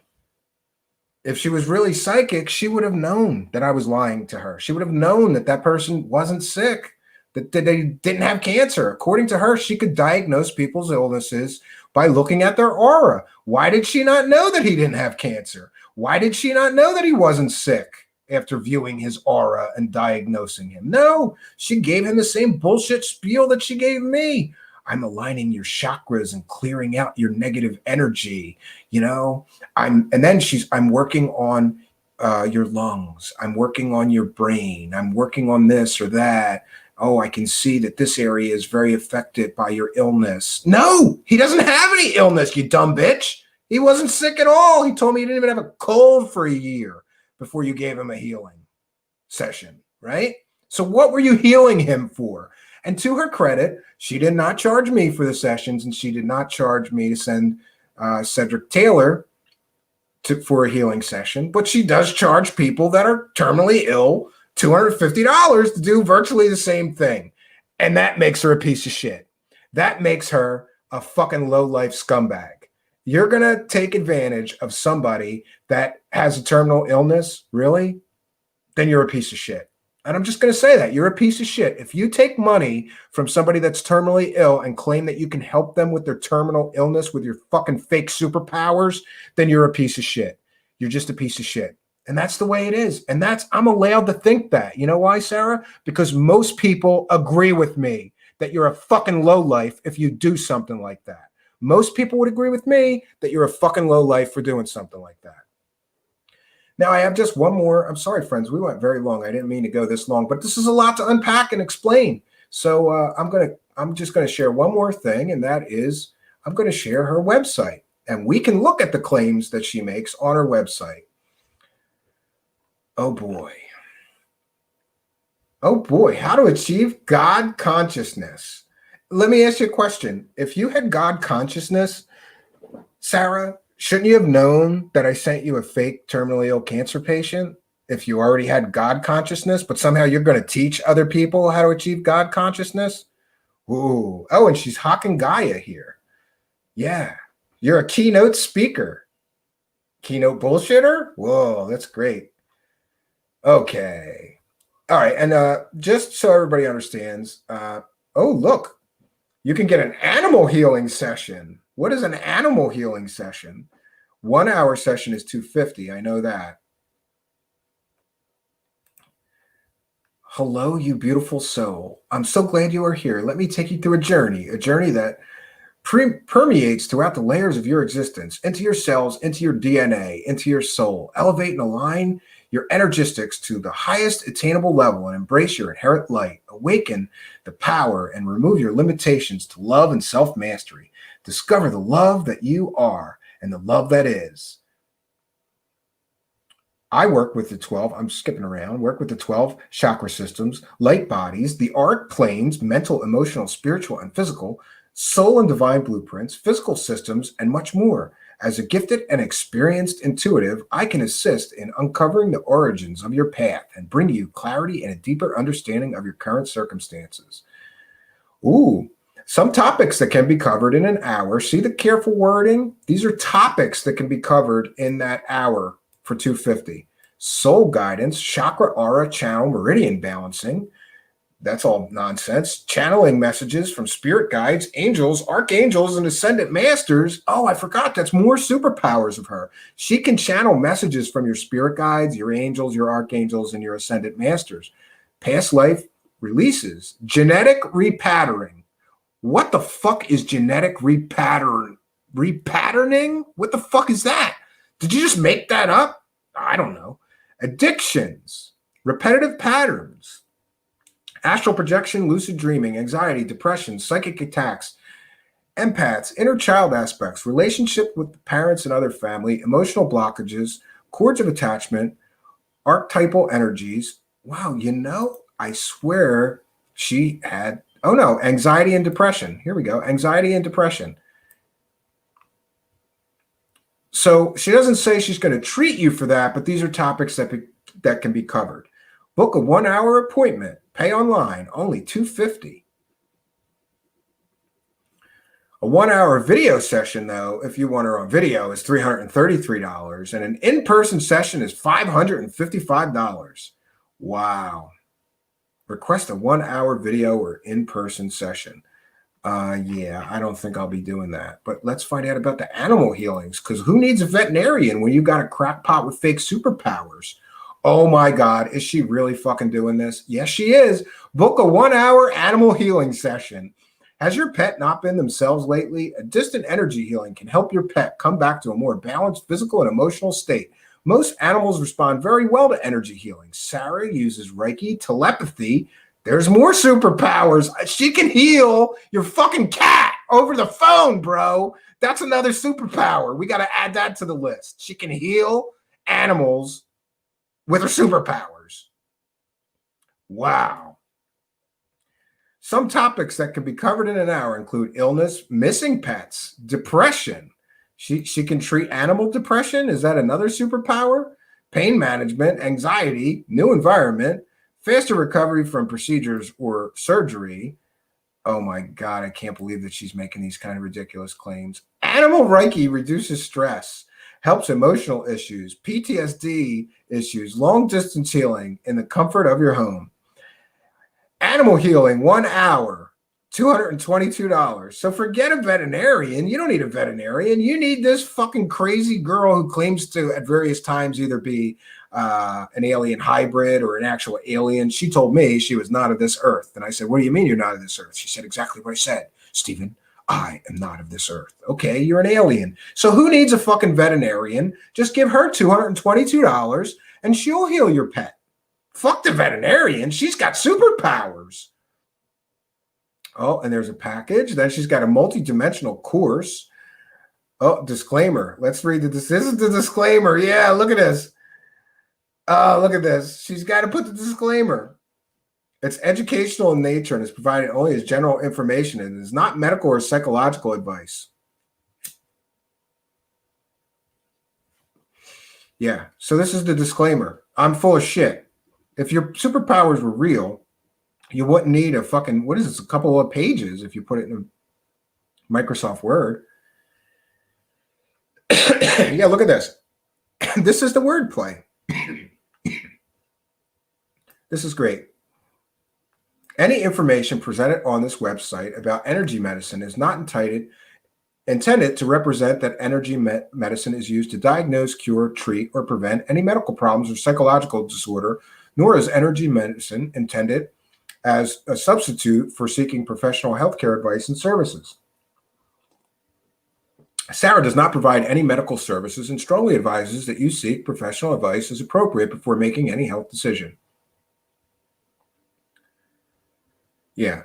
Any information, stories, examples, or testimonies presented on this website do not constitute a warranty, guarantee, or prediction regarding the outcome of an individual using such material contained herein. So this is her out. This is how she could get away with this legally, or she thinks she can. She thinks she could just post this disclaimer and then she could fucking rip off everybody she wants to with her fake superpowers.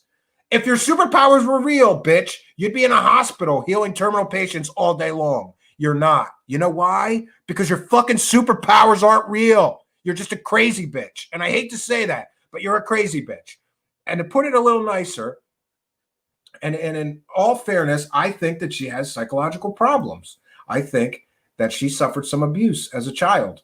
Given her own stories about suffering abuse as a child, I believe that she suffered severe psychological trauma and abuse as a child, and she's created alters. That is multiple personality disorder or dissociative disease. I'm blanking on what it's called now. They don't call it multiple personality disorder. She mentioned having alters to me.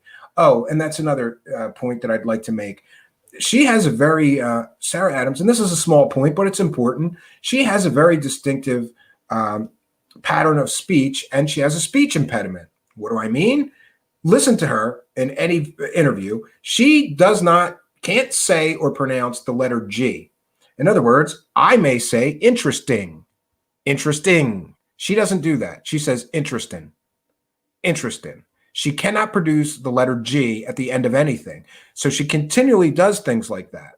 One of the times she was working on me, she told me that she was channeling my guardian angel, and my guardian angel would talk to me and give me some advice. And then she kind of talked in a raspy voice, but she still had the same speech impediment. So somehow my guardian angel has the exact same speech impediment that Sarah R. Adams has. I found that interesting and proof that she's full of shit.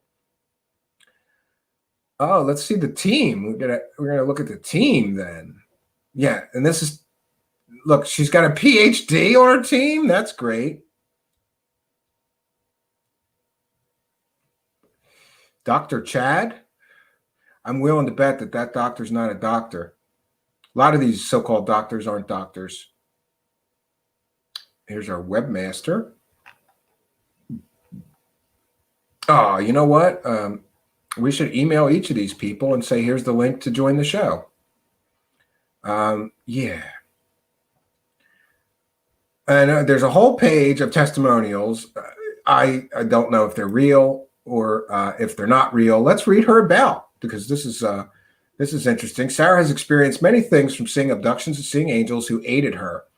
Her awakened consciousness increased as she got older. She experienced the supernatural and past lives in Egypt and Atlantis, telepathy, weather abnormalities, feeling others' emotions. Well, see, she's got a lot more superpowers that we didn't even list. Remote viewing, quantum leaping.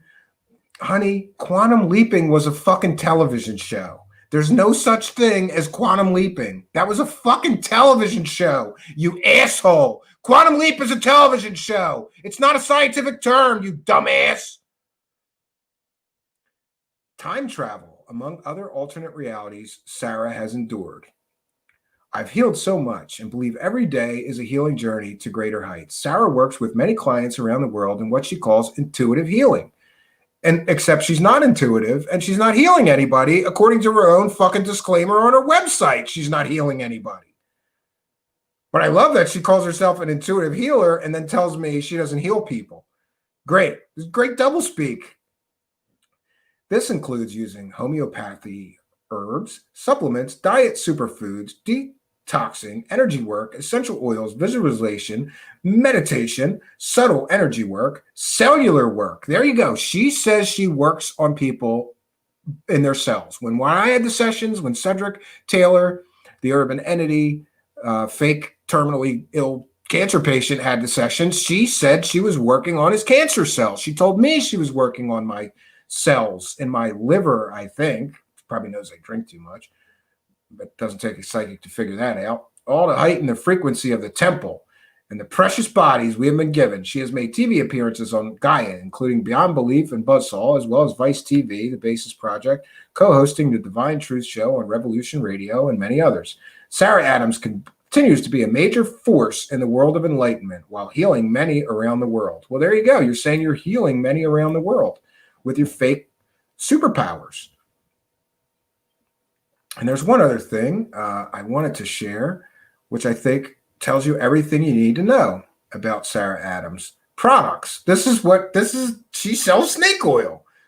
D-Spark restores your spark and your chi energy. It's an alchemical aura charging mineral formula that I call meditation zen in a bottle. If you fly long flights like me, or need energy, or simply just want to bring your frequency up, then D-Spark is the perfect product for you. Then I have a challenge for you, Sarah Adams. Tell me what the ingredients are and show me scientific studies that prove that the ingredients of this snake oil do any of that shit. It's an alchemical aura charging mineral formula. First of all, you can't prove any of this. It could be bullshit. It could be salt water in this bottle that you're selling. It could be anything. And you could say that it's an alchemical aura charging mineral formula. How the fuck does anybody know what a real alchemical is it aura? Yeah, aura charging mineral formula. And you call it meditation and zen in a bottle. She could be selling anything. Are you selling that in the United States? Has it been approved by the fucking Food and Drug Administration to be a real alchemical aura charging mineral formula? And by the way, look at the fucking price. $67 for this bottle of fucking snake oil. That's what she sells. And by the way, she was selling some kind of homeopathic remedies for people with COVID and defending doing that. Then I think her and her manager thought better of that and they stopped selling that. To my knowledge, best that I can recall, they were selling some kind of homeopathic remedy and they were pushing that on people that had COVID. That's another slimeball thing to do. Selling people this fake snake oil and telling people that it's going to supercharge their mineral or supercharge their aura is another snake oil fucking despicable thing that you're doing. You can't prove that helps anybody. And you can tell me, you have testimonials, because she does. She has testimonials of people saying, I love the D-Spark product. I feel so much more energy. She could be selling fucking liquid meth in a bottle, and that's why people feel more energy. What are the ingredients? Why aren't you listing the ingredients? Why aren't you proving that this does anything other than line your pockets with cash? You fucking low-life scumball making money from desperate people, looking for some kind of answers, looking for some kind of help. Oh, and here we have our courses, which I think is great because a fake psychic, fake intuitive healer that can't even tell the difference between a real terminal cancer patient and a fake one is somehow going to train you on light being activation. And she'll teach you how to create, open, and access stargates and portals. Those are bold claims. How much is this course where I get to learn how to access stargates and portals, create them, and open them? She claims that her course will teach you to interact with ETs, angels, and other light beings. For the multidimensional course, Sarah guides you on energy work, Reiki, detoxifying, diet, meditation, prayers, positive mantras, past life regression, soul work, DNA upgrades. There it is in black and white. She claims she can upgrade your DNA. That's a fraudulent statement, Sarah. That's a bullshit fraudulent statement. You cannot claim that you can upgrade people's DNA. We can look at somebody's DNA before taking your course and after taking your course and prove that nothing changed. You cannot upgrade people's DNA with your fake fucking superpowers, you asshole. Jesus Christ. She's going to upgrade your fucking DNA. No, she's going to upgrade her fucking bank account, stealing money from you stupid motherfuckers dumb enough to give her any money. That's what she's going to do. That's what she's going to do, friends. She's going to upgrade her fucking bank account. She's not upgrading your DNA. She's not going to upgrade your DNA. No, she's going to upgrade her fucking bank account, stealing money from fucking sick people and vulnerable people. And by the way, I think there is I'm going to look, I think there's a contact email. I could be wrong. No, there isn't a contact email. But there's you could sure pay her, but there's no contact. Oh, wait, maybe there is. Oh, bookings at Sarah R. Adams. Yeah, here. Okay, great. I'm going to, just bear with me, friends. I'm going to go to my Gmail. All right. I'm going to go to my Gmail, and I'm going to send her. I'm going to send her the invite for the show via email. That means I will have sent it to her manager. I sent it to her earlier today before she blocked me, and we're sending it to her contact email. So when she tells people I'm lying, she never said that she wouldn't go on my show. I got a message from Kel Truth.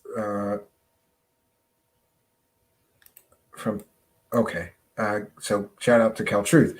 All right, so let's send her the invitation to come and join the show. If she wants to, she can.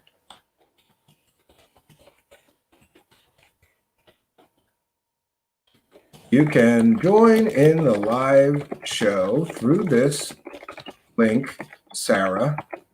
Otherwise, stop saying I'm lying about you not being willing to come on my show. I'm not lying. Here we go. Here's the fucking link.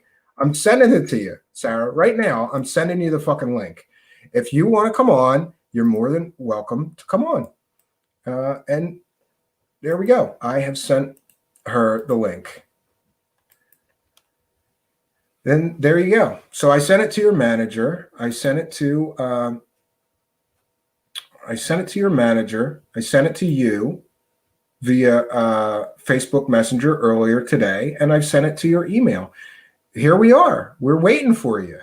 Do I think you're going to show up? Fuck no, but I'd like you to, because then we can have a conversation, and maybe we could reach some form of understanding other than, just disagreeing or agreeing to disagree, because I think that's kind of where we're at now. We're just going to agree to disagree. You claim you have superpowers and that you heal people, but then your disclaimer says you're not healing people. Yeah, it's nice doublespeak, right? Is that how you get around criminal prosecution, or you think you're going to get around criminal prosecution? Because I don't think that's going to work, man. I really don't think that's going to work. And by the way, I'm sorry to that other content creator, but I talked to them earlier, and they're like, yeah, fuck her. Let her put out whatever she's going to put out. I didn't get a bunch of money. I'm not collecting a bunch of money from people. And here's, to their credit, they gave me all their financial records. And I was like, Jesus, I didn't ask for all this shit, but thank you. Now I know they're full of shit,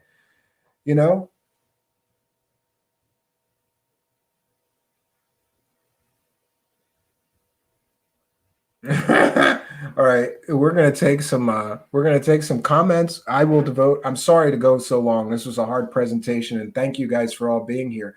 We had great attendance tonight. Explain why you stole $50 from a supposed dying cancer patient, Sleazy Itch. I think you mean her, and she's taken $250, not. Oh, here we go. She can drop those letters proving her claim about others while she's at it. I want to see that. Yeah, we all want to see it. Drop the letters. You know how to screenshot shit, or your manager does. Screenshot that shit. Put it up on Facebook. Put it up on Twitter. We all want to see who's talking shit about other content creators behind their back, especially when they're just slandering people and making shit up that isn't real. And people can prove that they're making shit up that isn't real.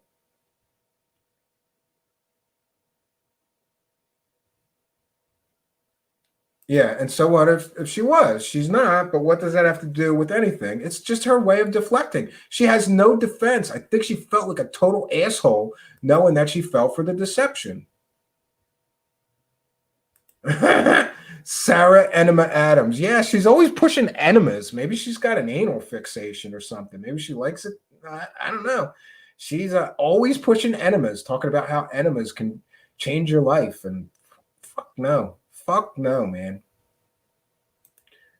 I will say that for a few weeks out of the year, I eat very high fiber, try to clean things out, but enemas, not so much. Vanessa Thor says, drop the letters, B. Yeah.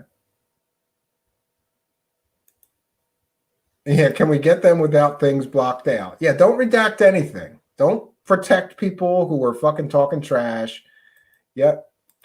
Projection, and deflection. Yeah, exactly.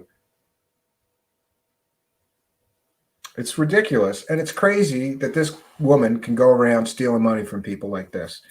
And that's what she's doing. I keep saying this, and it makes a lot of sense. If I pretend, like, if I knock on your door and say, hey, I'm going to rebuild your deck, and then I just pretend to rebuild your deck and keep your money, that's fraud. That's a crime. But somehow she can pretend to align your chakras. She can pretend to repair your aura, to pretend to upgrade your DNA. She's full of shit. She's just full of shit. So any comments or questions, feel free to put them in the live chat. I'm sorry to go so long without interaction here. I am interested in what you guys think, and I'm glad to finally get this thing off of my list of things to do. Yeah, it is telling she is making money off of claims of communication with nonverbal autistic kids and animals. Both can't confirm. Exactly. So she could just steal money from people and pretend to work on your fucking sick pet or talk telepathically to your son that doesn't speak. And that bothered me a lot because I got real emotional when I thought for a moment that she may really have some kind of insight and, like, oh, maybe she does know what his favorite color is and things like that. And then, by the way, she failed miserably cold reading me about him and started telling me all kinds of shit that was way, no way was it true. Like telling me his favorite food was this, when me and my wife, we know for sure what his favorite food is. By the way, it's pasta. He devours pasta. Every time there's any kind of pasta dish, he eats like a fucking wild hog. He loves pasta. She said it was something else. Nope. Something that he won't even eat. So she's using, yeah, I agree. I don't know her, but I bet she is watching right now. Hi, Sarah. Yeah, her and her manager. Both of them are fucking cowards. They're both watching. I know you're both watching. And if you guys want to be cowards, go ahead and be cowards. And you can deal with the fallout. And you know what, Sarah? Fuck you. Because you said nobody watches this. Nobody listens to me. Okay. I'm going to put this out there in the fucking universe, and we're going to see who listens to this, bitch. How about that? How about that? Put that in your fucking fake biography of your fake fucking superpowers. I'm a better psychic than you because I predicted that you would be too cowardly to do the final interview. Ask around. I told a lot of people who asked me, what's going on with this strange case of Sarah Adams? Why haven't you ever finished that? And I told 10 different people that you were ducking me, and I didn't think that you were ever going to do the interview. So far, I'm a better fucking psychic than you are because you didn't even know that I sent you a fake terminal cancer patient. You fake fucking fraud. Of course she's watching. They're watching, trying to figure out a damage control plan right now. And guess what? If nobody listens to me, you don't need a damage control plan. I think you know better, Sarah. I think you know a lot of people are going to listen to this. I think you know.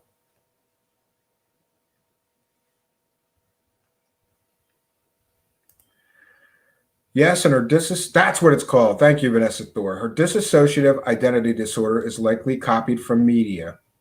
The changing of her accent and crap she saw on TV. Yeah, she's got a weird accent. And then here's another thing. She claims that she grew up in France. I asked her to speak French. Somebody told me to gotcha her with that. She can't speak French. How the hell do you grow up in France and you can't speak a word of French? I think that might be bullshit. I don't know. But I don't know. Nothing that she told me panned out to be true. Nothing, Sarah Adams. You grew up in France, but you can't speak a word of French? And then I asked her, I'm like, how long did you live in France? You're like, oh, until I was 18. You spent 18 years in France, and I said, no, really, say anything to me in French. I love the French language, especially a woman speaking French. Come on, say something in French. She couldn't say a fucking word of French. I knew more French than she did, and I never even took French or been to France, but I could speak more French than her. There's something suspect about that. Does that mean she's making that up too? Yes, KB, put that in your enema and shove it. Yeah, you fucking fake fraud bitch.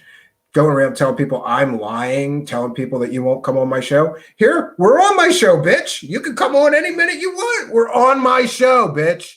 We're on my show right now. I sent you the invitation links. All you got to do is click on it, and you could come right on here. You're more than welcome, and you could defend yourself, or you could send your fucking manager, that weirdo manager you have, which, by the way, that manager she has is completely and totally in love with her. He dedicates his entire life to her. Nobody does that out of just friendship. I think that guy's in love with her, and that's why he dedicates his entire life to her. And there's all these issues with her. I don't even know. Yes, she'll say the Campion's energy was too hostile, and that's why she won't go. I'll calm down. I'll calm down. We could have a very reasonable discussion. I will be more than polite to you. I won't interrupt you. You can say your piece. You could come on here and say whatever you like, Sarah R. Adams. And yeah. 220 an hour to talk to a poodle. Yeah. They always say nobody's watching it. They quote stuff going on all our shows. Yeah, I know, right? Or we get Corey Bad gets caught listening to CW Channer in the middle of a fucking live stream that he was when he was a guest on somebody else's show. Anyways, it was another case of could save the world with my gifts and 4,000 IQ, but nah, just go to open the site and ask for money instead. Exactly. If she had these superpowers, why doesn't she go fucking heal? Listen, here's one for you, Sarah Adams.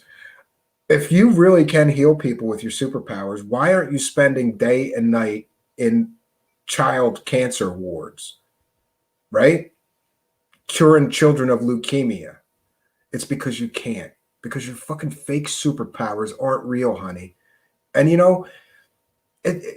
I took no pleasure in any of this tonight because I truly feel sorry for her. I think that she suffered some kind of traumatic childhood abuse, and that caused her to have dissociative disorder, multiple personality disorder, whatever you want to call it. And she even talked to me about her alters.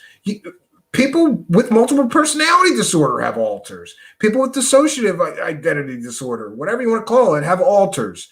Alters are created from severe childhood abuse.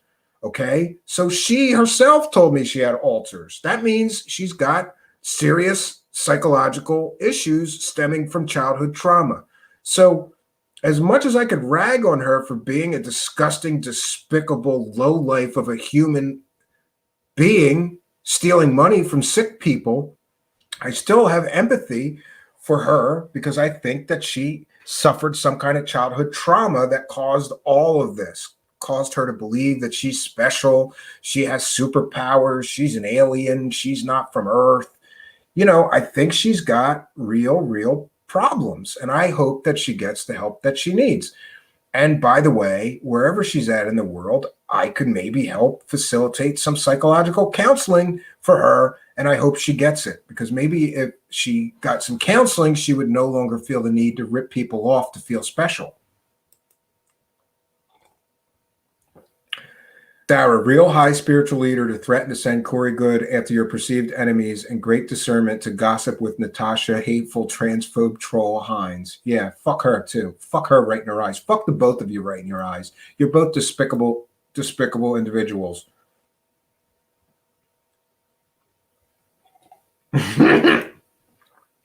Sarah better watch out for Mrs. Cambian after all that sexual talk and asking about Cambian's sexuality and pushing the marriage problem talks. Yeah. You know what? It came off to me as like, how do I explain this? Vanessa Thor, have you ever had a male friend that was sort of trying to get with you, even though he knew that you were married, and he would sort of like poke around to see if you had problems with your wife or you weren't happy with your significant other, so they'd know if they had an in or not? That's kind of the thing I got, but I didn't think that she was genuinely interested in pursuing something with me. I think she was just trying to sweet talk me and manipulate me with her sexuality. Someone talked to my husband like that, I'd go res fast. Yeah, I didn't even mention it. It's better not to. Yeah. She rips people off to pay for things. Yeah, and she made this big hubbub about feeding some homeless people in Egypt. And I had some inside story about that it was all publicity stunt. Take from that what you will. That's what I've heard. It is what it is. Yeah, exactly. Out of mind. She was working me. Yeah, I mean, she tried everything to get me to confirm her superpowers were real, or at least be not damaging to her claims and her reputation, I guess, was the last sort of conversation we had about that, where she was like, there's a way that we can both still win in this situation. And I'm like, both of us still win? What the fuck are you talking about? I'm going to report what I think is truthful and accurate. I don't care who wins. It's not a game. It's not like, she's a hobolist. Yeah, maybe. And listen, I've talked to more than one male who said that she tried to manipulate them with her sexuality. And, God bless her. Some women can get away with doing shit like that. And it's very effective for some women. Men are stupid. Men are easily manipulated, especially by a pretty girl. Do I think she's attractive? I would say that I think she used to be before she started messing with her face with all these surgeries and injections. And I don't know what's going on with her now, but she looks like a pulled plastic fake Barbie right now. And it's unfortunate. I think she looked much better before she did any of that shit. But I think maybe she lives in California or LA, and everybody does that out there, to her credit or to her in her defense.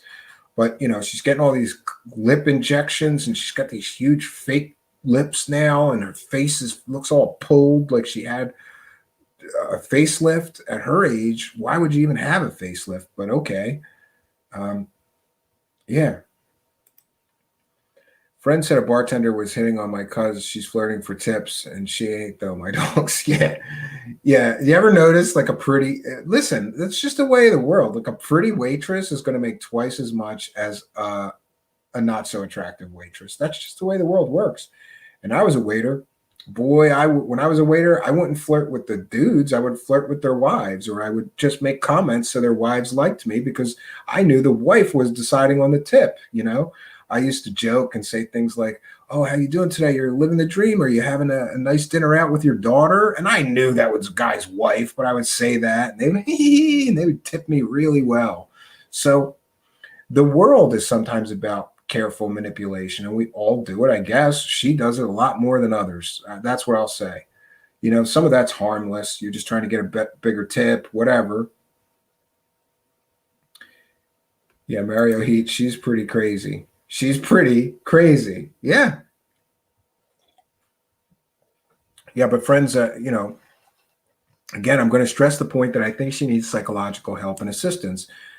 I've heard her make claims of all kinds of different stuff, from being an alien to being a half-human hybrid that was experimented on, to she had that black goo injected in her as a child, and it made her stronger instead of killing her, and this and that, and that's what gave her powers. She's got like 3 different superhero origin stories for how she got her superpowers. The first was that she was abducted as a child and experimented on in like a Project Montauk-like situation, and they injected this artificially intelligent nanotechnology black goo into her that rebuilt her cellular structure and gave her all these superhuman abilities. Then later she changed that to she's a human hybrid. half human, half alien human hybrid, and that her mother had some connection to a military base where they stored bodies and they injected alien DNA into her and this and that. And then it was, I'm just an alien. I'm not of this earth. So she's retconned her superpower origin story 3 times now.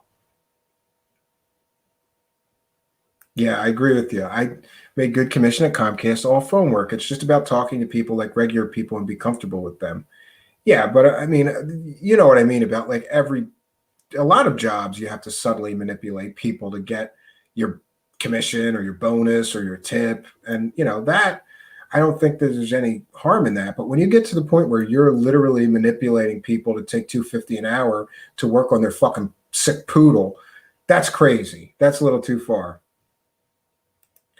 Thank you for all you do. Stephen, Out of Mind, going to spend the night looking over your site. My apologies, I have not heard of it before today. Out of Mind has an incredible site, and you're going to love it. Join, and she posts everything there. Everything going on in the paranormal, conspiracy land, UFO land. Out of Mind's got it on her site. It's amazing. It's amazing resources. Yeah, the claim she made about her mother is still alive. Can she get her mother to verify the story? Well, she could. Do I think she's going to, Jasmine Emmerich? Fuck no. Fuck no. She's not going to have her mother verify her fucking story about being an alien hybrid. Yes, evolving, Mark Tarana, good point. Evolving narratives, that's a red flag. Yes, it is. Yes, it is. Oh, and by the way, Sarah Adams also knows my personal... Sarah, you have my personal cell phone number. You've called me 15 times, probably, maybe more, right?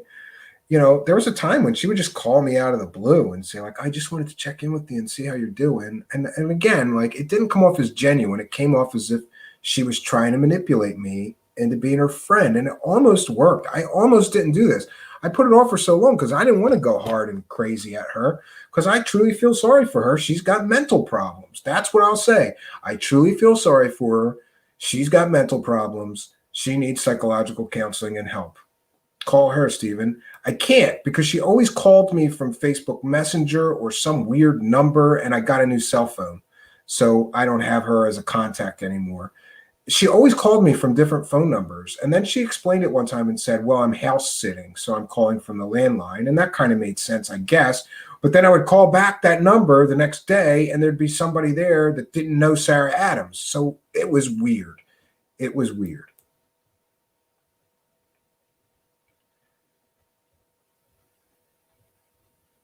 Yeah. So, you know, I guess we're going to, if anybody else has any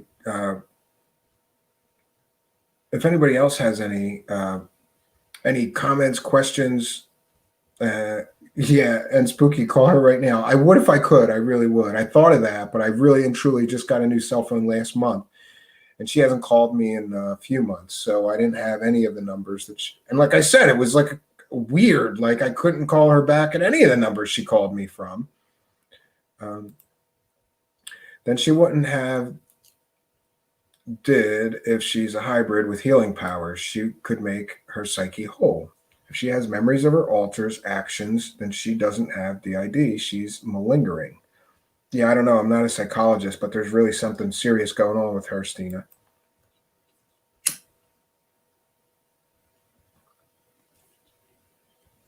So I guess we're going to wrap things up here. Have some other things to do this evening.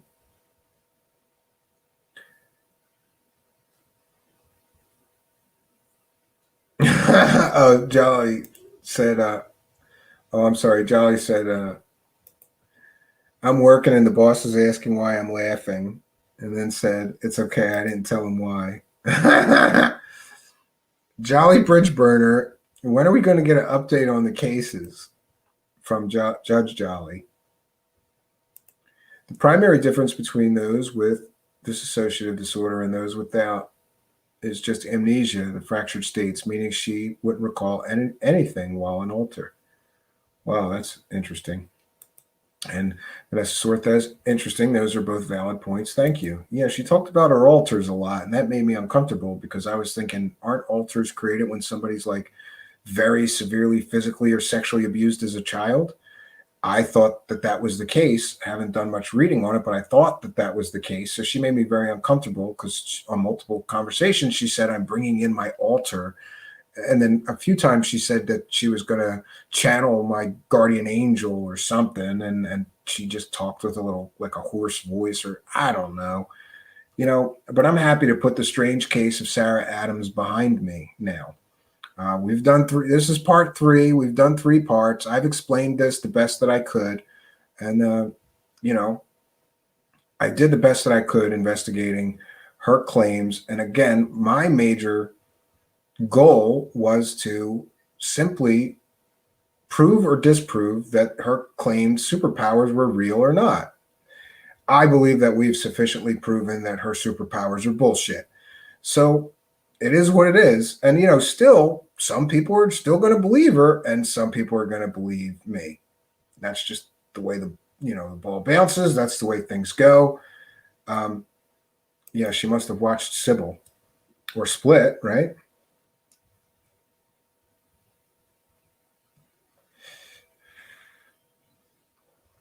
Spooky has a superpower. What's your superpower, Spooky? Maybe we can investigate you next. Coming for you, Spooky. Also, the identities are usually created because of childhood trauma. Say a female was abused, some would make a boy alter because girls think boys are stronger. Yeah, and I believe that she has male alters. I could be mistaken. Spooky's superpower is to make Stephen Cambion drink and stream for 6 hours. Hey, you can say whatever you want, Spooky. That was kind of fun. That's why I didn't end it. I was like, well, we're all having a good conversation, and I got shit to do. I had nothing to do that night. So I was like, we're just going to keep this thing going. And also, I'm happy to report that the hard, fast 2-hour stop, whatever it was when I first started this new channel, if I went a minute over 2 hours, it would take 5 days for the stream to show up on the channel. I don't know why. Maybe they were prioritizing new channels, or, the processing for new channels was set super low. But whatever it is, that's gone now. So we don't have a 2-hour limit anymore. That's good news. And also, I just want to check in with PayPal. I didn't do this. I didn't get the begging bowl out today. But I want to check in with PayPal see if we have any new donations. Oh, geez, why is it asking me for all this shit? Prove you're not a robot.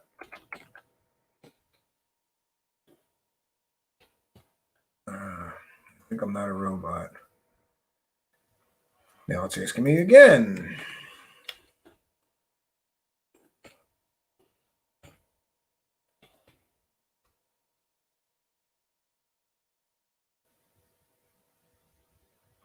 All right, that's letting me in now. I don't know what it is with PayPal lately. Okay, friends, let me look at my activity here. Okay, so we didn't get any new PayPal donations, but we did get a huge PayPal donation of $75 from Dan Hogan on October 30th. So thank you very much. And then on October 27th, Reemsey donated $10. Thank you very much. Jonaside donated $5 October 14th. And then we had someone with the initials ASS donated $15 October 6th. That brings, and also just a point to mention that the Patreon this month is all delivered. So you guys all got your PayPal benefit or Patreon benefits. There was an audio journal this month. There was 3 hours and 15 minutes of the audio from the Mind Hack Project. And also I put my drunk stream. Spooky, you think that 6-hour drunk stream was crazy. You should have seen the 2-hour drunk stream or hour and a half drunk stream I did about Michael Horn and the Billy Meyer cult. I agree with everything I said, but I still pulled that down because I was like slurring my words and shit. I was 10 or 12 beers in when I started the stream. So I decided to pull it down from our public channel here, but I thought that my Patreon supporters are supporters, and people asked me why they couldn't see it, or God damn, I missed it. Can you send it to me? So give me the $1 on Patreon and you too can see my drunk stream. Vanessa Thor says, I came into the show thinking Sarah was harmless, and I walk out sick that she threatens other content creators with no good, uses nonverbal autistic kids and animals and her sexuality to prey on people. Yeah. Yeah. Stephen Cambion and Zuckerberg's latest Mandroid. What's that about? Mandroid? Yeah. The sexuality is still debatable, though. The rest, though. It could have been my perception. Maybe I don't want to say wishful thinking, but like I've been married a long time, but I know when a girl is flirting with me still. At least I think I do. But I don't believe that she had any interest in me other than trying to manipulate me. Cambion is definitely a robot. Yeah. Maybe. You never know. I could be a hologram. You see all this stuff, right? This is all an illusion. Maybe I am too. I could be an AI hologram created just to host the show. And I could be some fat guy that's sitting off in the corner behind a curtain laughing at all you people. You never know. Mark Toronto, Horn was harassing me the other day, pushing Silly Meyer BS. Yeah, Michael Horn's latest is that now they have a fake picture of one of Billy Meyer's trash can spaceships with the stealth fighter. And it's so copy and pasted fake, it's ridiculous. Yes, Mario Heat, Robo Cambion. That's almost as interesting as a Mexican Canadian. How the hell I never knew there was Mexican Canadians until Mario Heat. A Mexican Canadian with an Italian first name, too. Hey, Mario. Russian AI bots are trying to steal the election. Of course they are. Yes, I actually am Mendoza, right? This is a big latex. It goes down to here. It's just a latex mask. No, I don't say enough. You ever notice when you listen to Mendoza, it's like, well, I'm getting this intel, and the intel is telling me that there's going to be a mass coronal solar event, and that's I think Stina pointed that out, like how many times he says, and that is a confirmed tactic of a pathological liar. They're stalling for time.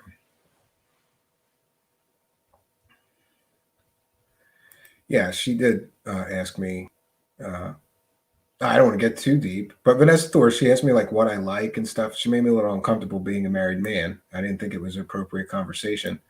So, but it is what it is. Latex. Now you're speaking my language there, Stephen. That's too much information, Jolly Bridge Burner. Absolutely too much information. Intel, yeah, briefings. He gets briefings from generals. Yeah, fucking right he does. He gets briefings from a fucking bong. That's where he gets his briefings from. Steve C is here. I didn't do shout outs today, so let's do some shout outs. We have a good audience here today for this. Shout outs. I'm gonna go way back up, make sure we get everybody. Shout outs to Spooky, shout outs to Jolly Bridge Burner, shout out to Lee Veltman, Out of Mind, shout out to Michael, shout out to Stina Maria, shout out to Jolly Bridge Burner. We got that. Shout out to Vanessa Thor, Mario Heat, shout out to Jasmine Emmerich, shout out to Jonaside, and did I get everybody that's here? Michael, Jeanette Krasenko, shout out to KB. I don't know if I missed anybody. Speak up in the live chat. I'm rolling down here. Shout out to, we got Michael.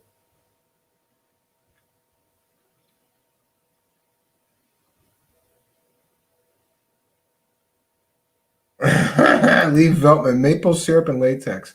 Okay, who is wrestling and where? Debriefing at the Spooky says debriefing at the swinger party. Absolutely.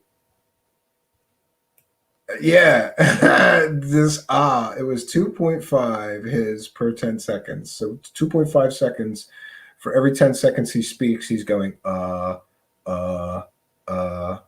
Spooky election night coverage bonanza. Yes, and Spooky has agreed to be our United Kingdom or English news correspondent for the evening, and I'm going to hold her to that. And on election night, we're going to do a panel. So if you want to get in on the election night panel, we can have up to 10 people on the panel besides me.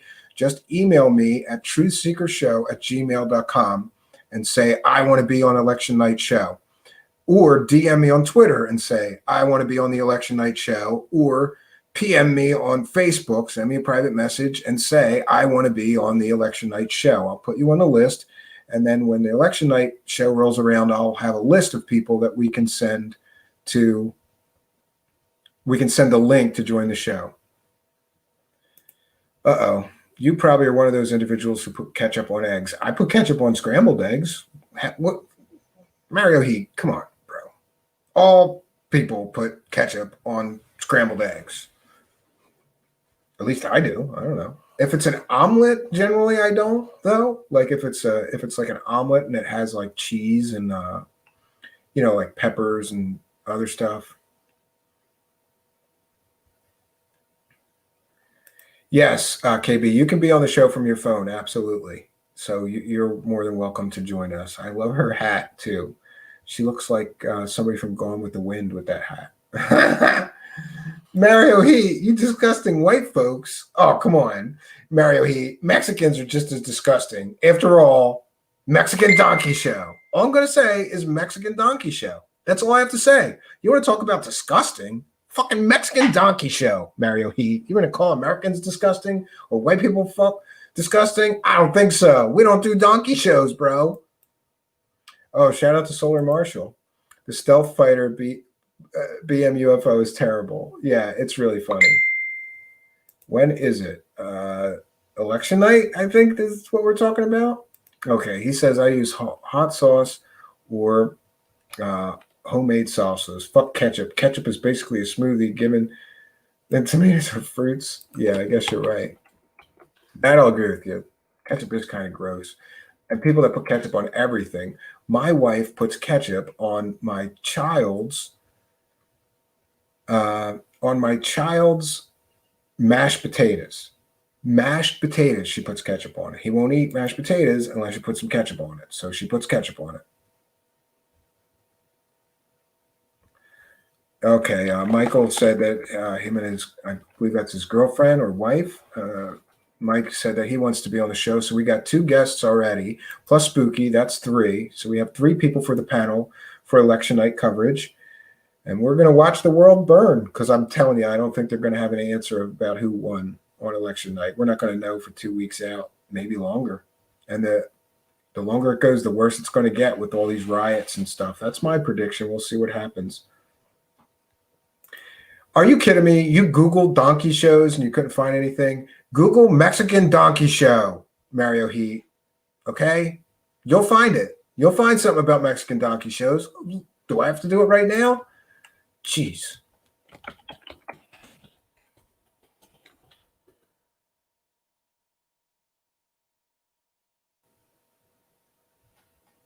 Okay, here. You can look up donkey show. It's right on Wikipedia. A donkey show is a supposed type of live sex show in which a woman engages in bestiality with a donkey, which, according to urban legend and some works of fiction, were once performed in the Mexican border city of Tijuana, particularly in the mid-20th century. As of late 2008, they have been mentioned as a reason one may want to visit Tijuana, and native tourists may seek them out. In popular culture, the donkey show has been portrayed in several American films, including Losing It, Bachelor Party, The 40-Year-Old Virgin, Clerks 2, The Heartbreak Kid, Cake, and the Comedy Central program Strangers with Candy. Jerry Blank, the show's central character, repeatedly claims to have been a performer in Tijuana donkey shows during her days as a sex worker, and sometimes speaks of the shows in tones of wistful nostalgia. In 2006, the term is claimed to be used to describe a situation that has become a complete mess. Yeah, like that. This is a fucking donkey show. Look it up. It's right on Wikipedia. What do you mean you couldn't find it? Donkey shows are a thing. Mario Heat. Do it live. Mario Heat says, "How's that bad?" Yeah, I listen. It's entertainment. Is entertainment. Yes, Tina Maria. Mario's got safe search on apparently because you can find that. So will the U.S. election be? And shout out to Steve C. Will the U.S. election be contested by Trump or Biden? It's going to be contested by whoever isn't the declared winner. The other person's going to sue the other one into oblivion. That is, that's what's going to happen. Biden. Trump was hired for an 8-year stint as CEO of U.S. Incorporated. Sorry. Yeah, I don't know. Listen, I don't want to get too deep in the woods here, and we want to end the stream soon. But today in Pennsylvania, Trump had a rally in Western Pennsylvania somewhere, and he had 60,000 people show up. 60,000 people. And meanwhile, Biden can't fill a fucking high school auditorium. So I don't believe the polls. I don't believe anything that they're saying. I'm sorry. I just don't believe the polls. Start a news stream. Come on, Spooky. I don't have any beer, so probably can't do that. It is early though. Oh no! Out of Mind says my first hubby told me he went to a donkey show. Yuck! I refuse to confirm or deny that I once saw a donkey show in Tijuana, Mexico, in 1998. Donkey shows are real. Mario Heat. Donkey shows are fucking real. Tijuana, Mexico, donkey show. One may ask why somebody would want to see a Mexican woman perform an act of bestiality with a big donkey. I'm not sure why, but it's a thing, Mario Heat.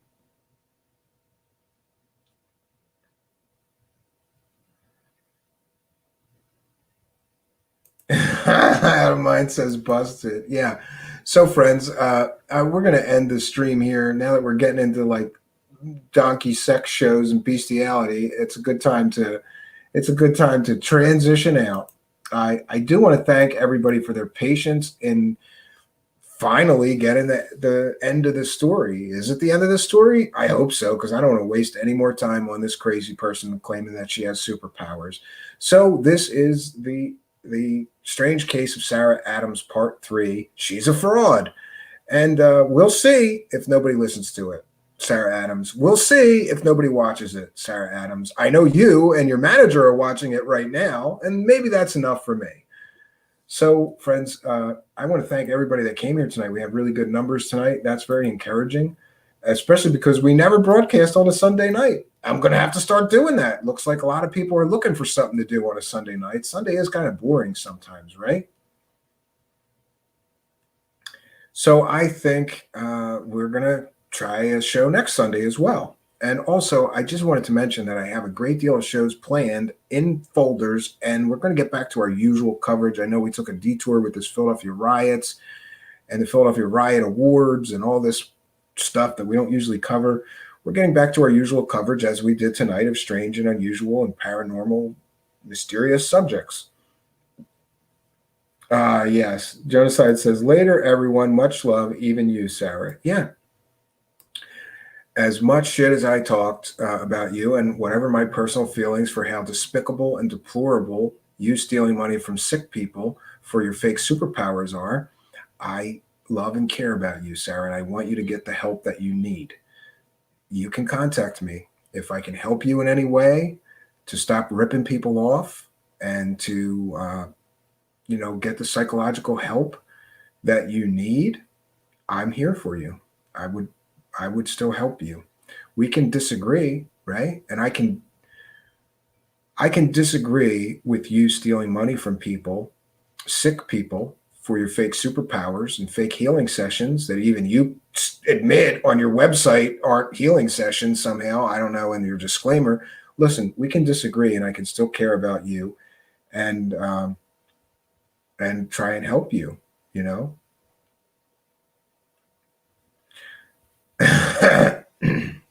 Mario Heat wants Sarah to visit him in the astral tonight. No donkey. Live on my lappy, maybe? Oh, Oh boy.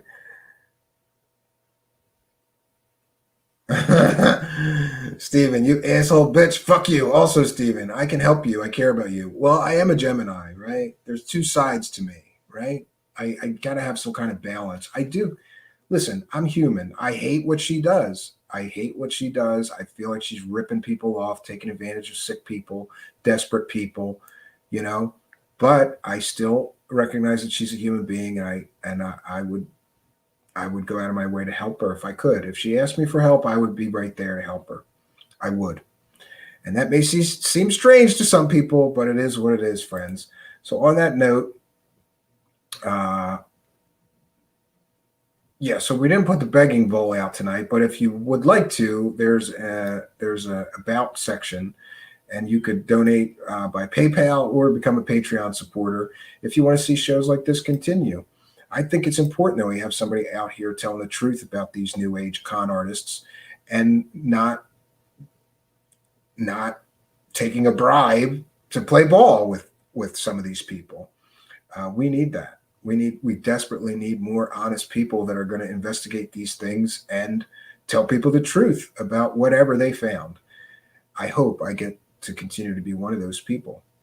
So until next time, friends, I'm Stephen Cambion, reminding you that sometimes the truth is ugly, but it's still worth having.